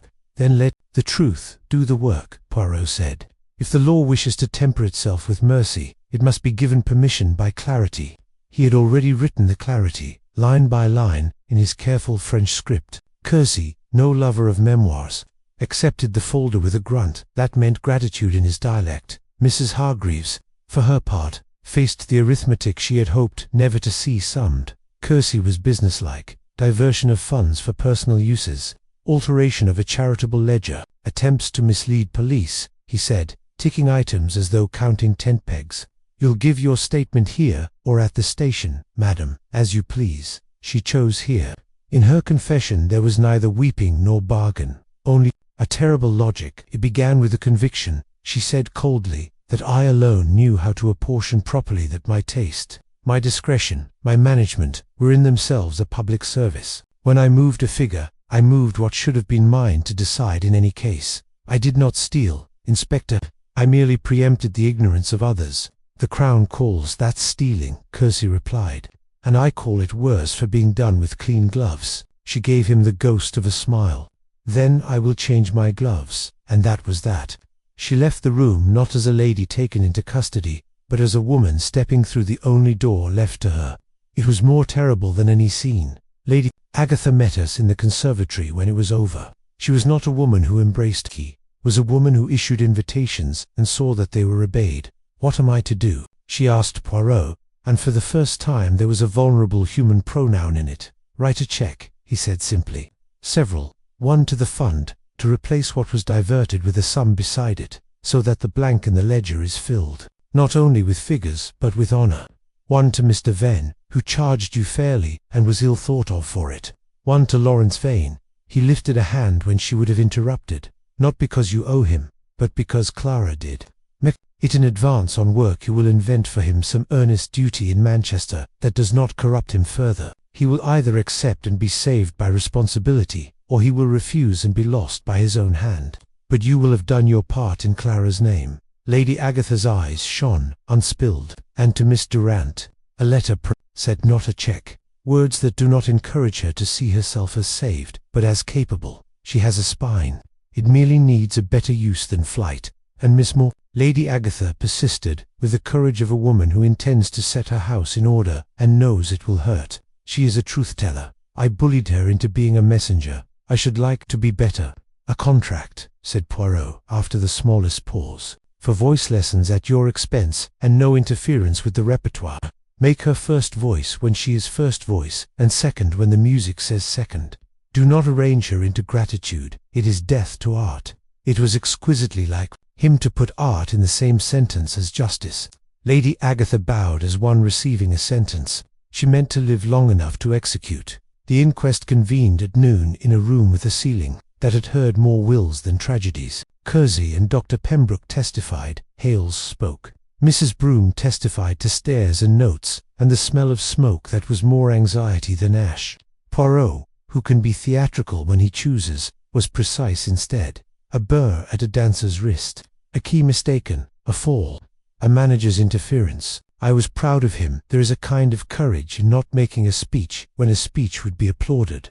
The verdict was returned in the phrase Dr. Pembroke had suggested, death by misadventure. There was a murmur, a shifting of chairs. The collective exhale of a house denied its appetite for melodrama. After, in the thin sunlight of the terrace, the smaller sentences were carried out. Sims, cap in hand and future uncertain, thanked Hales with a ferocity that embarrassed them both. Mr. Venn shook Ned's shoulder in a way that said pride better than any compliment. Poirot told the boy quietly that his work had given truth a hinge. Delia received from Lady Agatha a folded paper that was not money, but might buy far more of it later.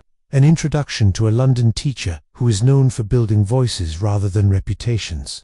Durant, pale and composed, signed the statement. That would keep her in the county for a fortnight. I will not run, she said again, this time as a promise to herself. I found Poirot alone at last in the drawing-room, the music box before him, like a patient he had cured of a fashionable ailment. Will you let Ned fix it? I asked. He shook his head, smiling. Not yet. A season, perhaps, of honest weeping will do this house good. Then, when the ear has learned not to lie to itself, we will polish the burr. A law, Hastings. Justice is done. is it?" I asked. "Mrs. Hargreaves will stand in the dock. The dancer faces a coroner's word that will follow her to auditions. Miss Vane is dead. It feels untidy. Justice that is tidy is rarely just," he said softly. "We cannot return the life. We can only refuse to waste another. Lady Agatha will make truth of charity. The inspector will make example of arrogance. 2 young women will learn to place their courage where it belongs. And we," he touched the lid with a single fingertip, "we will remember that a child's cry may be the kiss of metal, and that the mind, when frightened, is an excellent ventriloquist." He closed the lid gently. The little ballerina slept. That evening, before the lamps were lit, Hales brought in a tray with 2 cups and a letter on a salver. "For you, sir," he said to Poirot, delivered by hand. Poirot read it and passed it to me. A cramped, earnest script. "Sir, your record made a difference. I have sent £50 to the fund under my own name. It is not penance, it is arithmetic. L.V. Lawrence," I said, astonished. "Lawrence," Poirot corrected, smiling with that excessive exactness I have come to love, spelled with a U. Here he remembers who he is when he writes Voila twice written, now properly placed. We left the house the next morning under a sky rinsed clean by a polite rain. Lady Agatha saw us to the steps and made a little bow that contained apology and gratitude and something stronger than either, intent. As the motor drove off, I looked back. In the long window, I fancied I saw Kitty dust the music box with a tenderness that was almost a curtsy, as if to say, "We have learned your trick, little thing. We will make our own music now." Chapter 18. The final note. It was several days after our departure from Lady Agatha's estate, when Poirot, seated opposite me in the train carriage, produced a small envelope from his breast pocket. The seal was unbroken, the handwriting unmistakable, precise, upright, and distinctly feminine. "From Lady Agatha?" I asked. Poirot inclined his head. "It arrived this morning. I have not yet opened it. I wished to wait until we were both at leisure, mon ami." With an air of ceremony, he broke the seal and drew out a single sheet. His eyes moved over it slowly, and I saw the faintest satisfaction touch his features. "It is as I hoped," he murmured, passing it to me. The letter was brief. Lady Agatha wrote that the cheques had been delivered and, more importantly, accepted in the spirit they were given. Mr. Venn had taken up the commission in Manchester. Miss Moore had begun her lessons in London. Miss Durant, though still awaiting the formal conclusion of her matter, had been invited to assist with the design of a local youth theatre's first season. Lady Agatha closed with the promise that the music box remained as it was, its fault intact, because some reminders ought to be kept close to the ear. I folded the letter carefully. "It is a better ending than most inquests leave," I said. Poirot smiled faintly. "It is not an ending, Hastings, only a movement in a longer piece." But he tapped the envelope. It is harmonious. That is all one can ask." I leaned back against the seat, content to watch the countryside pass. The case had been unusual in many respects. No premeditated murder, no villain in a theatrical sense, and yet the web of deceit, pride, and ambition had been every bit as tangled as those spun by darker crimes. Poirot had untangled it without triumphal gestures, and I knew that in his eyes the restoration of order quietly, thoroughly, was the true victory. That as the miles rolled by, he spoke again, more to himself than to me. "You see, Hastings, people are like the notes in a melody. Some clash, some resolve, some hover in the air waiting for the right chord. The detective's task is not merely to find the discord, but to place it so that, in the end, the ear is satisfied." "And Mrs. Hargreaves?" I asked. "She will stand before the court," Poirot replied gravely. "The law will have its say, but already she has been moved from the position she prized most, that of the unassailable. That, Hastings, is a punishment more fitting than any cell." We sat in silence for a time. The rhythm of the train was steady, like the tick of a clock marking the close of an affair. I thought again of the little ballerina turning on her stiffened spring, the false cry still caught in her throat.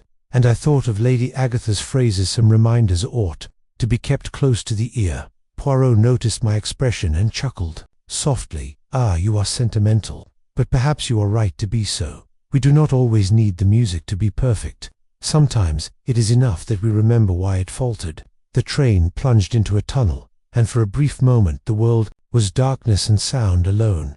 When we emerged into the light again, I felt that, For once, the last note had been played exactly as it should.